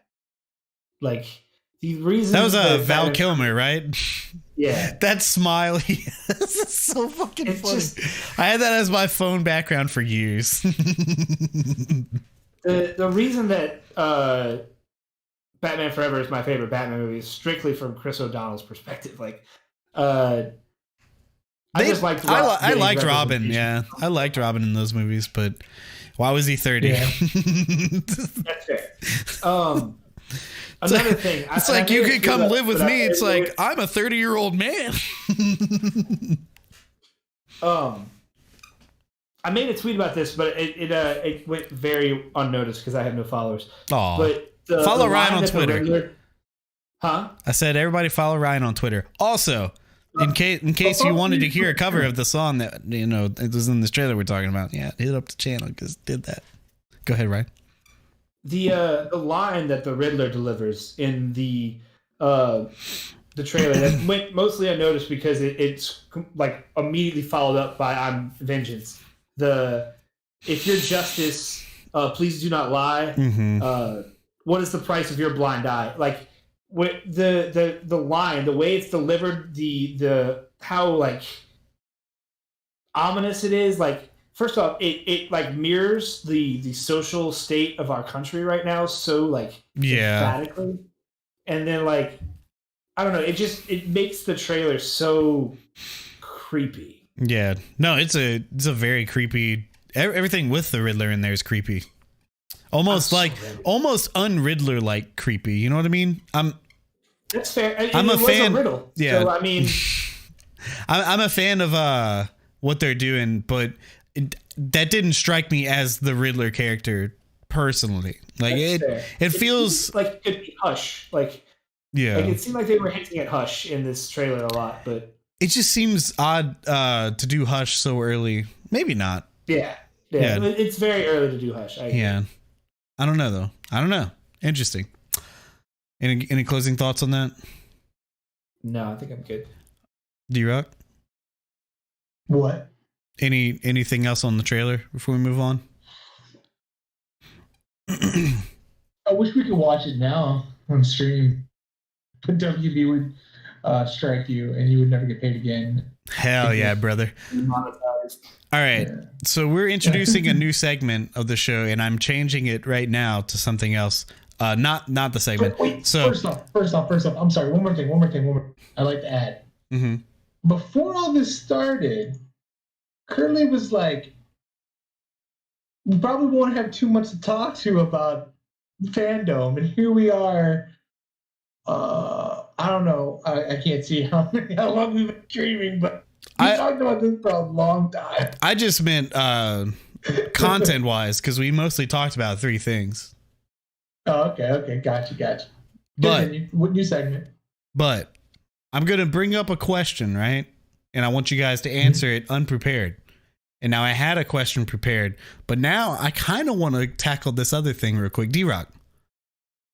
Yes, I like butter potatoes. If Tom Hanks, just happened to bump into you, right? If you're just walking down the road, Tom Hanks bumps into you, right? And made you drop your phone. Your phone shattered.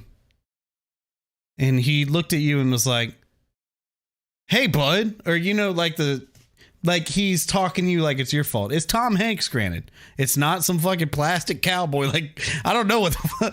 Oh, Toy Story. I hate you. Wait, did he just now get that?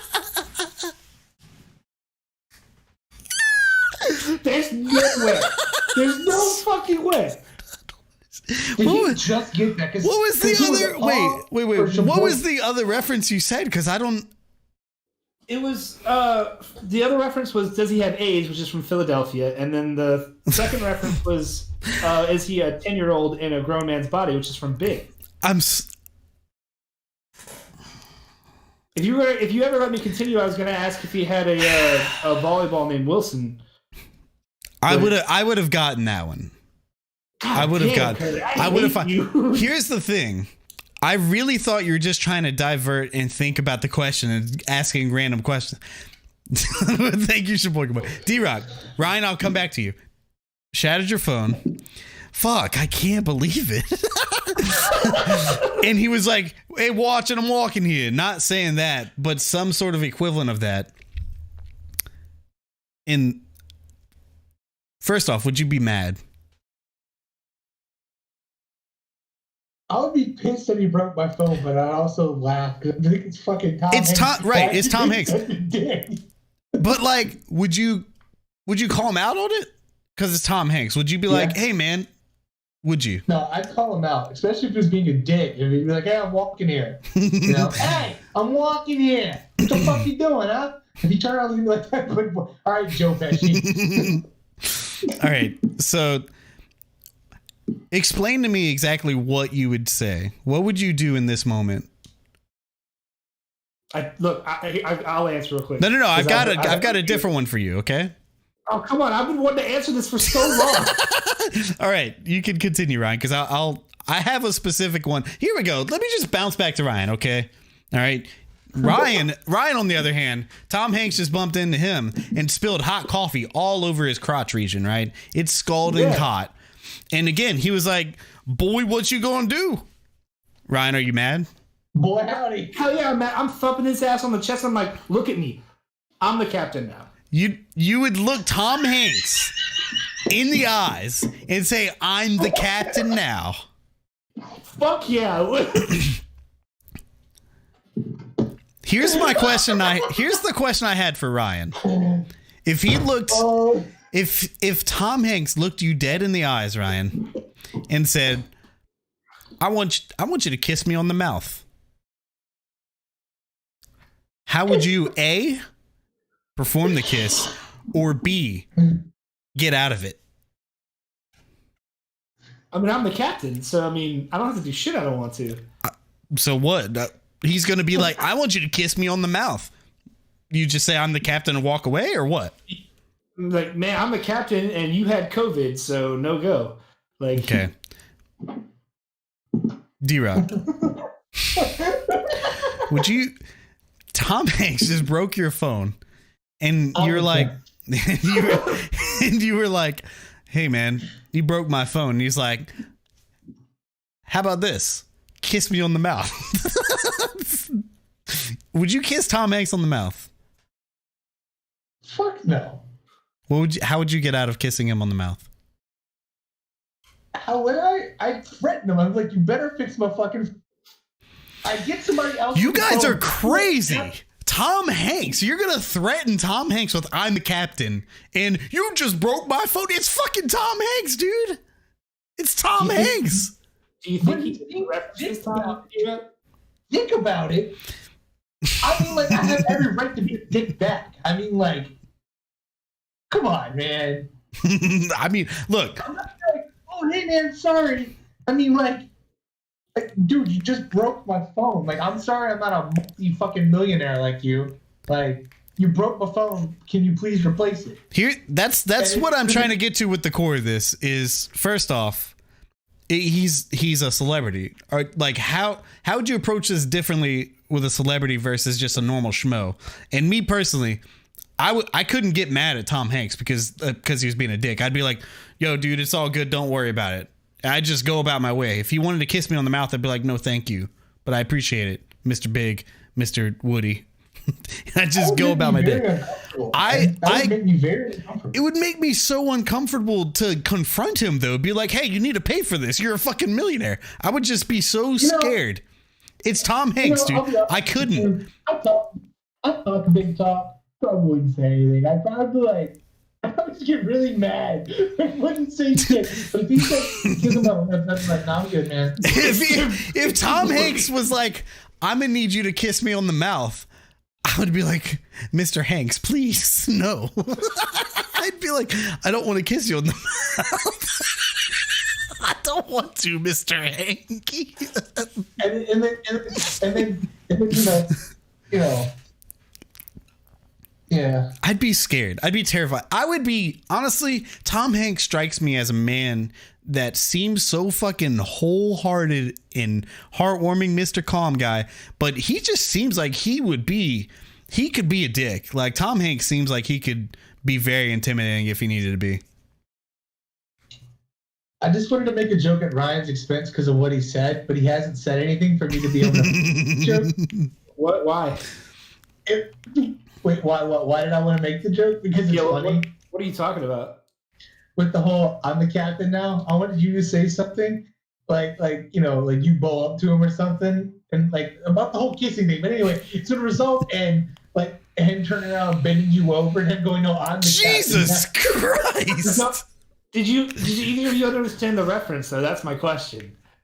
You're talking about the fucking movie where his shit gets taken over. Okay, thank you. I'm just making sure that it wasn't wasted. Like, that's why I laughed so hard. If I would have got the reference, I would have been like, "What the fuck are you talking about?" I ruined it, Ryan. And then as he's got you bent over, you'd be like, "But I'm supposed to be the captain." I don't know what's happening anymore. I mean, an innocent kiss on the lips to bending Ryan over.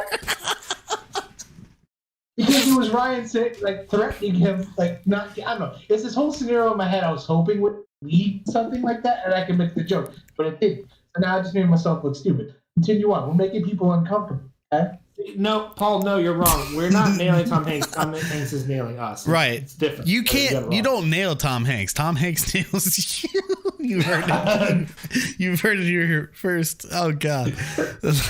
Look, just imagine that like a in Soviet Russia thing, like in 8th century, Tom Hanks nails you.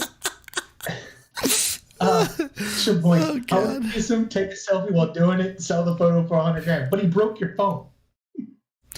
How does this keep getting gayer? You have no idea how gay we can be. You have no idea how high we can fly.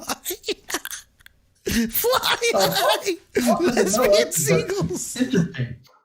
Oh, God. Oh, God. All right, ladies and gentlemen, today we had a huge drop a phenomenal drop from Nintendo, who just has been completely. What the fuck was that? Was that you shitting? What was it? I burped. It sounded so guttural, like guttural though. The guts. Because I'm a man, Kerley, and I burp like a man. I don't burp like a little bitch like you. Damn. Okay. All right. Today, Nintendo finally dropped some of their plans this year. Is this all of them? I don't know. I have no idea. And my dream came true for the year. We're getting Super Mario 64 on the Nintendo Switch. We're also getting Sunshine and Galaxy, but who really cares? Nintendo 64, Mario 64 is going to be on the Switch, ladies and gentlemen. It's going to be up-resed. It's going to be no longer so long gay Bowser. It's going to be bye-bye, all right? That's a little bit disappointing. Apparently, they're going to take backwards long jumps out. Not a fan of that. Was that really what he was saying? I thought that was just like no, Ryan. But that's why they're changing it, because everybody says "so long, gay Bowser" so much that they've decided to change the audio file, which is insane. Did they get Charles Martinet to re-record a line, or was that like, you think, like an extra line they had probably recorded from the 64 days? Bye-bye saved up somewhere. They used it somewhere. I feel like happened? Don't worry about it. What was even crazier? Yeah, dude, you got it. What was even crazier is that like the news didn't stop there, because if I was a betting man, I would have said like, yeah, when they finally drop, it's gonna be like a Mario Direct, like we got, but it's just gonna be that, and then we're gonna bounce out. But dude, we got Mario 35, we got Mario 3D World with Bowser's Fury, whatever the fuck that's gonna be. That sounds insane. Because the trailer for that's just literally Mario sadly staring at a statue in the rain and thunder. It's just like, what is happening? This game's so jaunty and happy. We're also getting some crazy Mario Kart toy RC car track, which I have no idea who the hell comes up with this shit at Nintendo, but they're geniuses. It's so stupid though. It's so ridiculous that it just seems amazing. And what else? There was one other big drop. Not Game & Watch Mario. Who cares about that? Maybe that was it? That was cool as shit, dude. Come on. Look, I don't understand why they need to make a new Game & Watch in 2020 with like one game on. What is happening? They're like, dude, it's got an LCD screen. It's like, if you're buying the fucking Game & Watch for the Game & Watch collectability, why are you putting a nice screen on it? Nobody's gonna play with this. It's a fucking collector's item. Don't waste the time with the screen. It's got 35 secrets, Kerley. I don't give a shit. You have to find those secrets. That's your job. If anybody buys that and opens it, I'm gonna be so disappointed. That is straight up just a collector's item. Nah, I would buy it and open it. I would buy it and play it. It's got Put your fucking money where your mouth is, Ryan. How much is it? I have no idea. I have no idea. Buy it. You're gonna buy a Game & Watch with Mario Bros. 1 on it. I like the Game & Watch shit. Like, you just like it because Kingdom Hearts 3 had it on there. Dude, I loved it. The Game & Watch stuff on Kingdom Hearts 3. That shit some sucks. Of my favorite shit. I love it. That shit sucks. I wish Square Enix would release a Game & Watch that had all the I'm still salty about Cat Dog. It would be fantastic.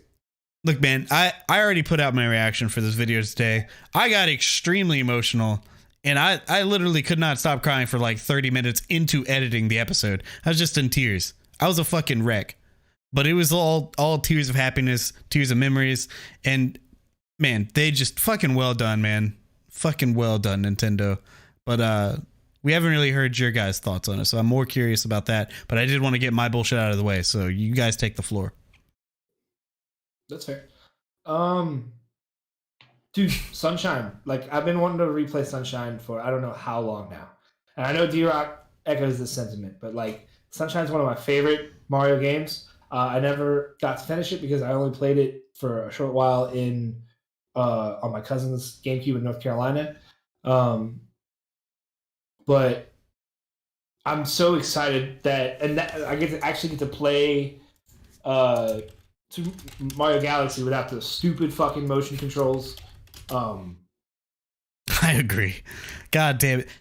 I said this earlier, but the reason why I stopped playing that game is because the motion controls and the Wii's in unnecessary need to put it in fucking everything. I get that that's the core of the system, but man, that game would have benefited so much for just an option, not to fucking do this anytime you want to attack something. Fucking jacking off the Wii mode every damn time.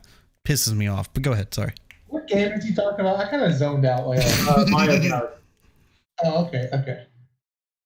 So is it going to have motion controls? They're optional. It has the option of controls, but it's optional. It's mandatory if you play in 2-player co-op, though, is what I read, right? Kerley? I didn't. 2-player co-op in what? In Galaxy. There's an option for co-op in Galaxy. You have to use the motion emotes, or the motion. It's not. The Joy-Con emotes. It's co-op in the sense where, like, if you have like this really young child that wants to collect star bits and shit, it's not really like a co-op. Right, it's Cappy. It's a lesser version of the co-op in Odyssey. Right, you can like shoot star bits at enemies, but Gotcha. I'm shooting my star bits at you. Thank you. I still wish, like, don't get me wrong, I'm happy with it regardless. The people who are a little up in arms with that 64 isn't a complete remake are a little, like, childish isn't the right word, but, like, they're overblowing it. I wish it was a full remake and it looked more like Odyssey, but I'm down to play Super Mario 64. Like, and then the Mario Kart thing, I think that's, like, what it's weird to say. I think it interested me the most just from, like, it's probably for nothing because Nintendo doesn't really follow through on their innovative ideas as much as they should. But, like, the Mario Kart thing, if they, with, like, improving technology and, like, if this was a thing going forward, the idea of, like, what this could be for, like, a esports kind of competitive thing would be insane. Like, could you imagine, like, people gathering into like a small, like, venue or stadium and, like, there's like 8 cars remote controlled by switches on a track built by Nintendo, or like different custom tracks built by Nintendo? Like, it would be incredible. And they won't follow through at this point. What? Real life go-karts. I mean, yeah. I mean, it would be Mario Kart, but, like, with RC cars, and that should be a thing already. Like, and it feels like this is kind of a work towards it, but Nintendo won't follow through that far, and it'll be a one-off thing where this is it. Like, that's the thing about them is, like, they experiment with stuff so often, and a lot of times it's really bizarre that they strike gold and just like, no, that was cool. All right, we're bouncing. And it's like sometimes you wish they would double down on some things, but, like, I had a couple. What you did. I had a couple takeaways from it. First off, when I saw Home Alone 3, yes, Ryan's favorite Home Alone for no fucking reason. Thank God. There was a RC car with a camera on it, right? And he would use it to strategize. I thought that was the coolest fucking thing as a kid. I was like, that's so smart. I wish I could do that. But back in the fucking 90s or early 2000s, whenever that piece of shit movie came out, nobody had, like, cameras where you could, like, monitor the screen that were, like, moving around. That was some high tech for a little fucking kid. But this made me reminisce about that. Also, my other takeaway, who the fuck has a living room for this? Like, who? Okay, I don't, dude. I cannot imagine. I cannot fathom making a course in my living. Like, I cannot. It looks like so much work, so much planning, and I'm just like, dude, I just want to play fucking Mario Kart. Don't get me wrong. I like the idea. It seems more of an outdoorsy game. I love where your head's at with the esports thing. That sounds fascinating. My other takeaway is, like, these kids are not that good at controlling remote control cars because they were doing some moves. That the Maybe real upgrade on the actual cars, man. Maybe the cars are just better. No, dude. The reality of this is, the reality of this is, kids are gonna put some shit up there. They're gonna wreck into it. This is gonna be garbage. Like, if you buy it for kids, the kids are not going to be able to do this shit because remote control cars are not that easy to control to this extent. No, they're not. Someone who bought their son like 6 of them, and he destroyed every single one of them, man. It's just, I can't fathom this working the way that like they show in the trailer, because in the trailer it looks so hype and so cool and fascinating, but I just can't see this like actually working. I don't know. I'd be fascinated to see the people that do make it work, because you know there's gonna be like a couple people making videos of the most absurd courses and fucking just going through them. It's gonna be cool. I love the idea that it is like competitive too. I don't know if y'all caught in the trailer, you actually have Mario Kart items and you throw it at a shell. Yeah. Their car stops. That's genius. Yeah, that's fucking cool. Part to me. Yeah.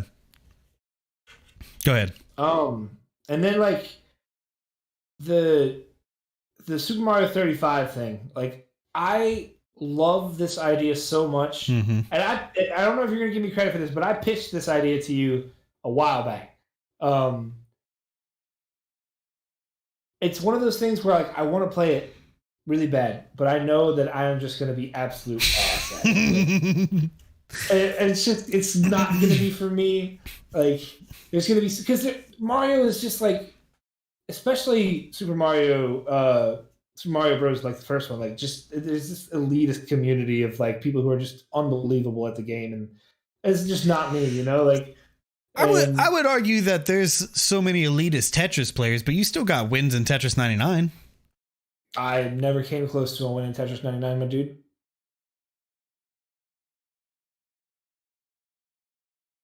Damn it, D-Rock, I was trying to just, fuck.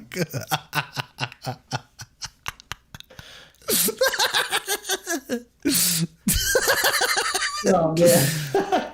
I got top 5 once, man. Wow. Yeah, I don't know if I've ever won, and I love that game. I could swear both of you have won, because I didn't play it enough to win. D-Rock, I know you got at least like one, right? You got one win. I may have gotten one. I don't remember. It's been a fucking while. I don't get to put my skin pick. Yeah. Anyway, like the fact that Tetris 99 came out to so many people playing it, like, I mean, there was never an issue with getting in a game. Like, there's a lot of like dumbass little kids that you could just fucking punch in the mouth, dude. That there's gonna be so many people playing this that like it's the same thing with Fall Guys. I mean, there's like elitist players out there. You could still get a ton of fucking Ryan is the elitist player out there, motherfucking. Ladies and gentlemen, the unfallible phallic fall guy right there, everybody. He did phallic it. Fall guy. He fucking did, man. I'm so proud of you. Honestly, that is hats off to you, man. That takes some dedication. That takes some skills, man. How many people got that trophy without cheating?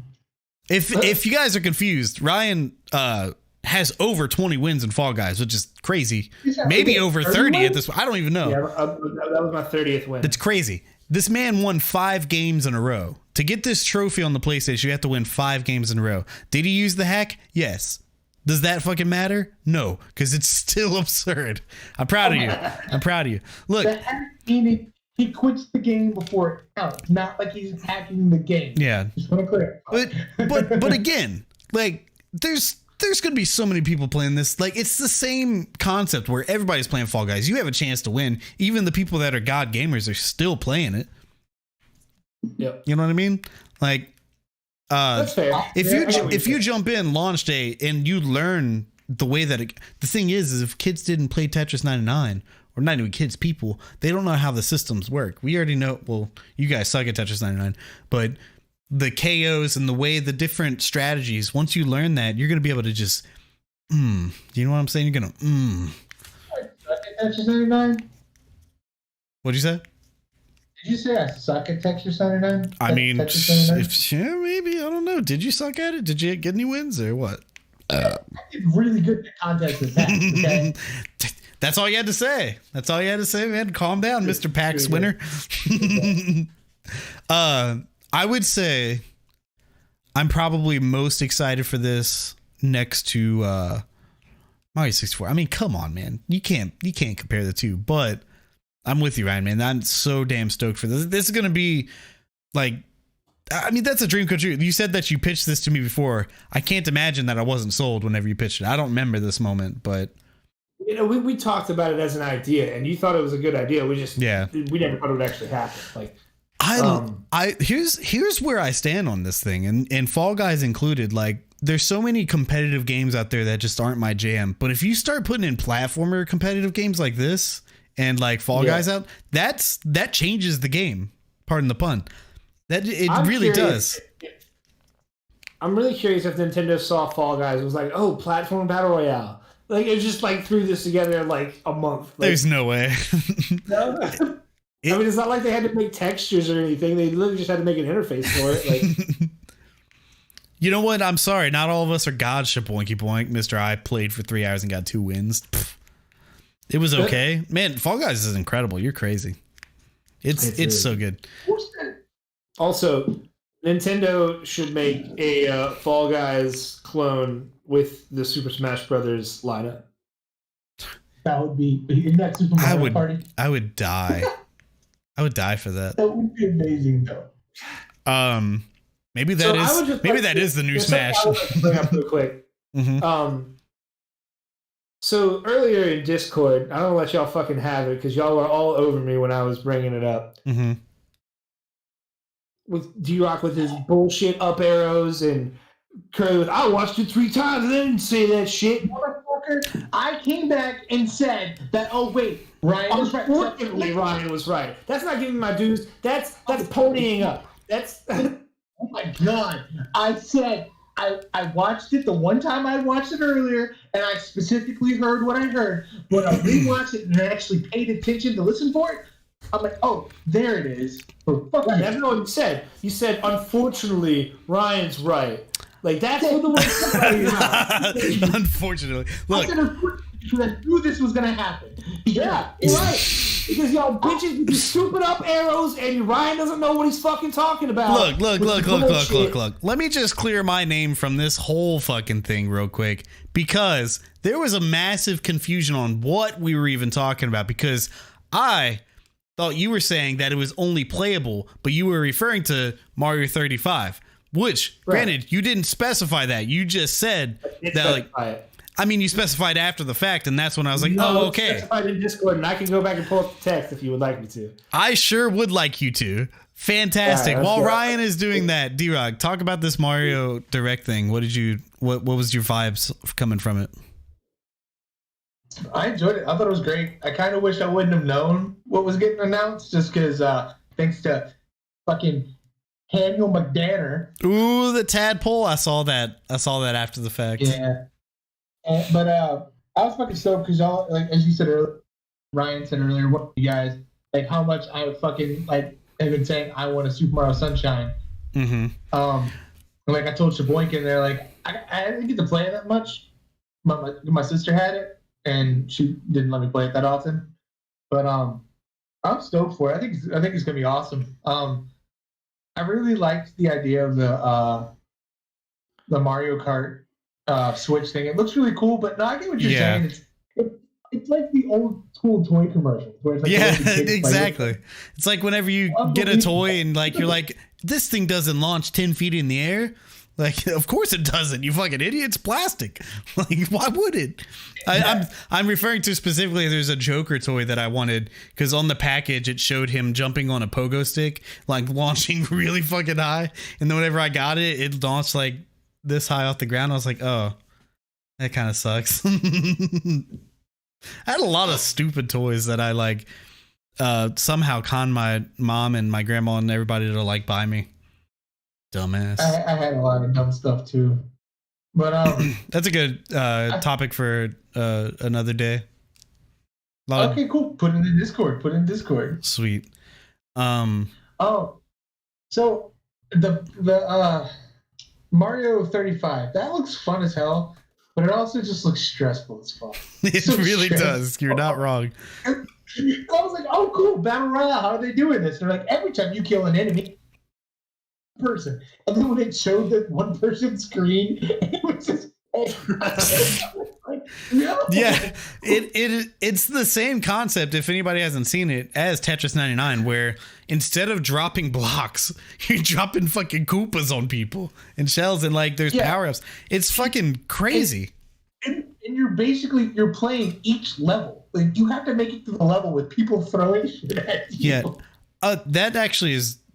I wonder if is it the full game? Is it just one world? Is it different worlds each time? That's kind of interesting. Also, I wonder if it controls more like OG SMB1 or more like Mario Maker.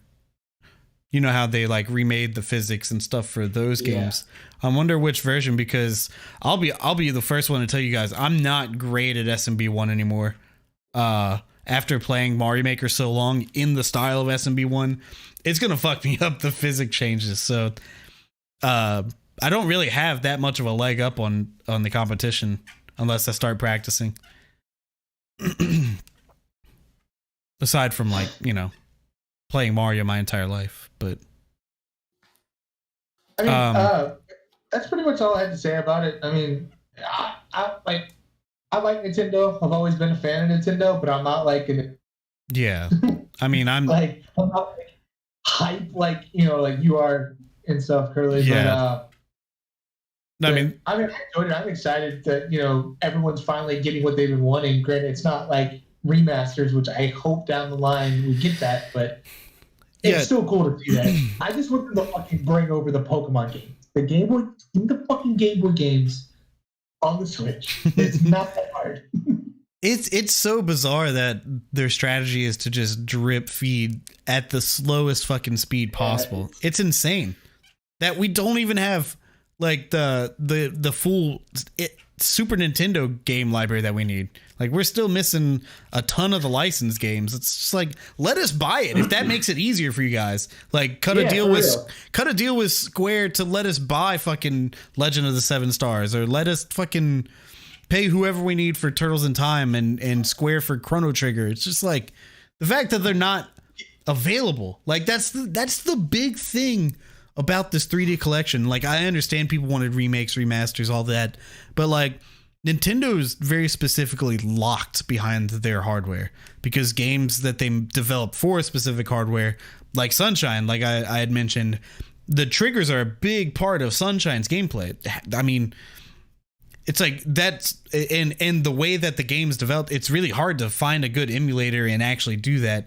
Like, people are like, just play the fucking games on PC. It's like, it's not that easy. Like, you can't play Galaxy on a fucking emulator because the whole game is like based, like, there's the dolphin thing that fixes that, but it's still jank. Like, it doesn't quite work the same, like, as Nintendo going saying, like, this is an officially licensed, optimized for this new console type of game. Like, that's the big deal, is like no longer having to have a 64, GameCube, and a Wii to play these amazing games. Like,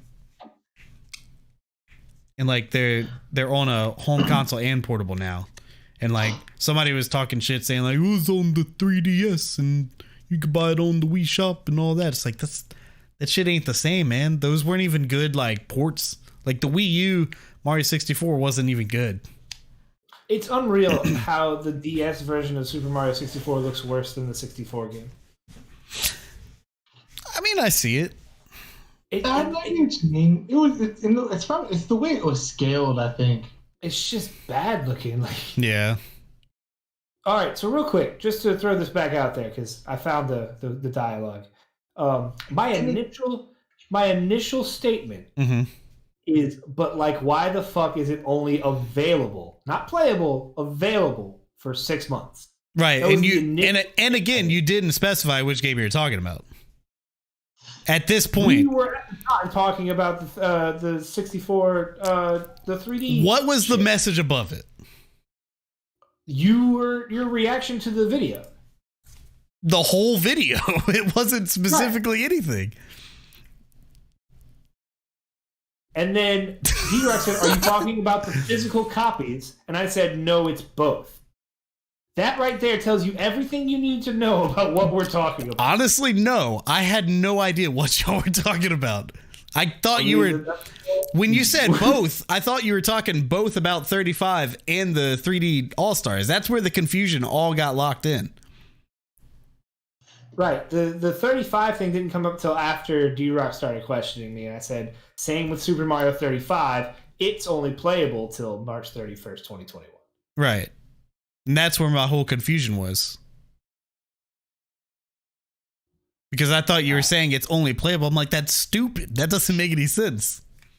But we should talk about that, though. Like, why? What is that? Why is Super Mario 35 only playable for 6 months? My theory behind the Mario 35 is that it's either A, not going to be for free on the Nintendo Online. It's going to be an actual retail game like Tetris 99 is, or they're going to change it and flip it on its head. Maybe it's going to be fucking Zelda 35. You know what I mean? Oh, dude. Oh my God. Can you imagine? Like Link to the Past, man. Nintendo. Someone send this to Nintendo. Like Zelda 35. If you're gonna take Mario away from us, there's no Battle Royale that would be better. Can you imagine like 35 Links just charging at each other and like man, somebody popping up from Dark World and stabbing you in the throat? Oh baby, that would be fucking dope. So that would be my other theory, is that they transform it into something else at that point. And maybe this being their ongoing thing, but I would say the more likely reason is because they just plan on selling the game and it's not going to be free to play, in quotes, after that point. Yeah, I mean, I guess that makes sense. I just and between that and the I guess it's like the time window of 3D All Stars just seems really weird. Like what I can't wrap my head around. Like, I get the physical being limited for collectors' purposes, maybe, but like the digital being limited to 6 months is so bizarre. I don't have a way to even fathom what they're thinking with it. It's kind of though, right? Like literally the only thing I can think is they want to make it a collector's item, but I don't know why. But it's a collector's item even if you still continue to sell it digitally. Like the limited physical would still be a collector's item. Right. But you can buy it digitally doesn't diminish the value of the physical copies. I think in a way it does, because here's the thing. You have a product, right? You can buy physically or digitally. You take the physical away, the people that want to just play it can still play it, right? So really, the physical copy's got a high value because it's very rare. But how much more value is it if you literally can't play this thing unless you buy a used copy of the physical version? That makes it even more enticing. But why? Counterpoint. Yeah. Counterpoint. Nintendo doesn't make any money off of secondhand sales, so why the fuck would they care? If they would make more money if they continued production and sold it digitally and let the scalpers sell their physical copies. Nintendo makes no money if a scalper buys a $60 copy of 3D All Stars and then sells it 2 years later for $300. Nintendo doesn't get any royalties off of that. See, here's the thing though. That's why I said why. And now here's the other thing, because Nintendo are the scalpers. What if they have 50,000 copies out in their storage bin and they come up with username eBay Schlongy Dongy.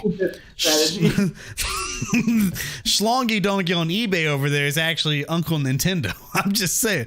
I don't know. I can't fathom why. No, I don't know. It makes no sense. It doesn't. It doesn't make any sense. It's so but the weird. Only thing that I can rationalize in my mind is that they want it to be a collector's item. But what? Doesn't make sense. It doesn't quite hold up. The only thing I've seen that makes sense is that the idea that they're going to actually remake Super Mario 64 and sell it piecemeal. Right, but...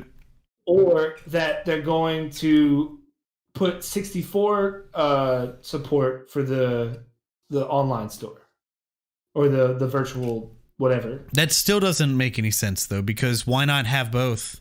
And if you if you take it away because 64 is there, Sunshine and Galaxy, like what? How much is this going to be is what I'm wondering. It's full price.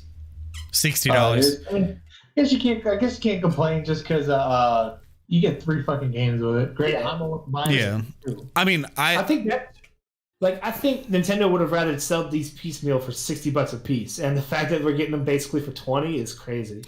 I don't think they could get away selling 60 a piece unless they were like remasters. I mean, because they've already sold them on like the Wii Shop and stuff for less than that. So I mean, it would. Yeah. I mean, and also the Tropical Freeze was $10 more on the Switch for no reason. So I don't know. Yeah. Nintendo's crazy with their prices. I don't know. I ran out and pre-ordered it today just because I was. Oh, I did too. I pre-ordered a physical.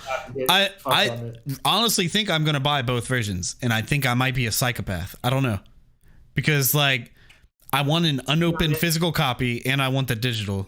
Because I mean, this is your brand, dude. Dude, who knows what the value on these things are? Like if there's not a chance that they don't turn that around like some way, like being like, it's actually going to be available, but we just, I just can't fathom why. Like, it doesn't make sense.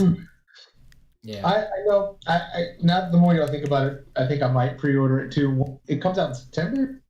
It's 2 weeks and a day. Well, 2 weeks. Yeah. Man, I can't. I wanted to do that, but I can't do that right now. I gotta get Tony Hawk. Yeah, Tony Hawk came out tonight. Yeah. Yeah, I want to buy it, but I want to own it physically, I think. I can't do it right now. I stopped buying physical games for the PlayStation. I don't really know why. I didn't buy Tony Hawk physically. I bought it digitally, but I still like having physical copies of my games. Mine's the storage of my PlayStation. I'm tired of having to. Yeah. I don't know. So real fast, since we kind of winded down. While watching the trailer or watching the director, I noticed something in one of the things in Super Mario Brothers 3 when it was going through like the different eras of games at the end. Okay, so I'm gonna send a screenshot that I took in the chat in a second. This is probably something everyone knew, or maybe like hardcore Nintendo people knew, but I had no fucking idea about this, and I had no idea how I did this when I was a kid. But there was a level when I was dropping down, and right before I hit the water, Mario turned into this weird stone thing like this, and then immediately went back. And I was like, what the fuck just happened? That's the Tanuki suit, right? Yeah, in the trailer you see that, but I had no fucking idea about that. Yeah, if you press down with the suit on, you become invincible for a minute or a second. Bro, I had no idea. So I've gone my whole life into adulthood thinking I was fucking insane. Like, Ryan, you don't know what I'm talking. Yeah, not really, actually. I just sent it. Is it loading? I gotta get rid of your guys' faces real quick. I've never seen that. Okay, so apparently I guess when you hit the down button, it changes to that. But like, I had never been able to do it again. And bro, this is what they're talking about. I put it in Ryan's camera section. Oh, I thought I had stumbled upon something like crazy. Like, I don't know how. Like I never knew about that. Like I don't know. It blew my mind. And this is when I was like, I don't know, 8, and I played this fucking game. Up from 8 years old till today. Today. 31. I just figured this shit out. I mean, how often do you really play Mario Bros. 3 though? Exactly. But I will say this earlier though. Mario Bros. 3 is the most iconic one to. I played the first one, but 3 and World is what always stuck out. Is what I remember. The age-old question: World versus 3. Where you at?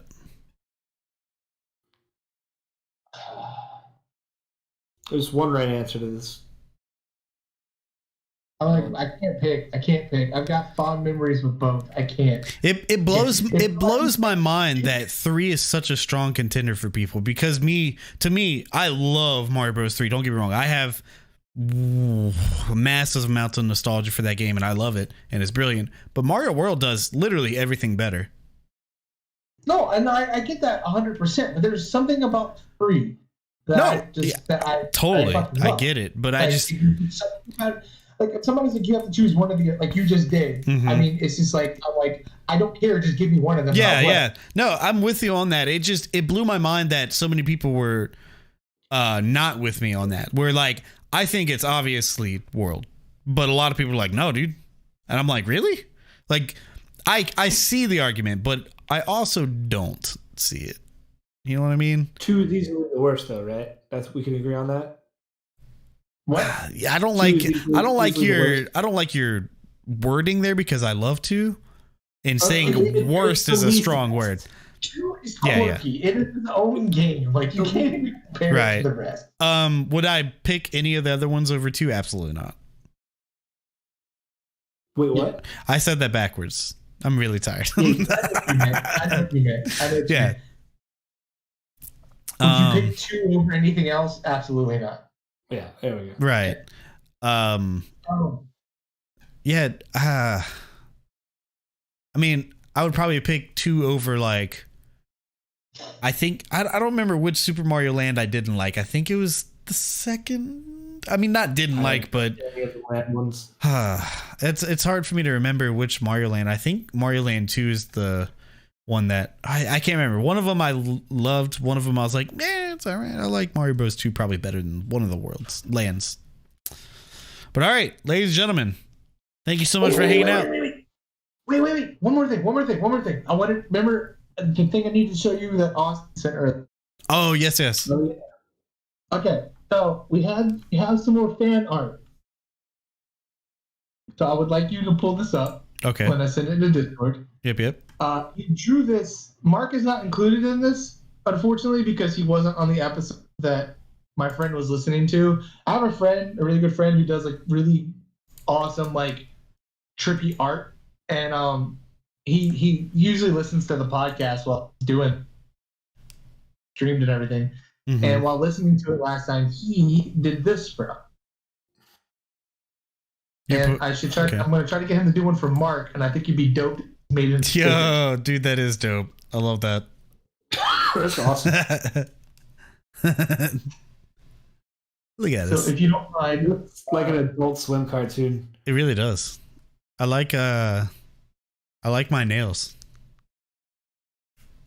Your nails? Yeah. Wait, that one is me, right? The green one? No, that green was definitely me, dude. Really? Yeah, the green one, Ryan. Yeah. Interesting. Okay. Well, I like Ryan's nails. Is it obvious? I don't know. Maybe. It's the order that we're on the screen. It is, isn't it? Yeah. Nice. I still love it. It's fantastic. I like how D-Rock kind of looks like a D-Rock Mark. That one is absolutely D-Rock. I 100% see that one. Most people think that we do look similar sometimes. Yeah, no, you already look similar. Like it's the hat that does it. Like if it wasn't for the hat, I would think this is straight up D-Rock. But the hat makes me think Mark. I definitely I wear my hair back a lot more than Ryan does, so I see it now. Yeah, I'm literally wearing my hair up now. If anybody wants to go check his art out, get on Instagram and look up Oz, and he's got a bunch of his work on there. I don't know if people can see this. Immortal Oz, because you're kind of breaking out on there. Immortal Oz. Yeah, you can't really see it on the screen, I don't think. I'm trying to. He's got all this cool, like, bizarre artwork on there. Go check him out. He's really cool. He's one of my friends. Yeah. All right, looking for the thing on the thing. Ladies and gentlemen, thank you so much for hanging out tonight. We appreciate y'all, and we'll see y'all next time. We love y'all. Bye. Bye. Ryan has his hair down, you don't. That's right. Bye, everybody. I'm still in space. Thanks for hanging out, everyone. Because I'm a rocket man.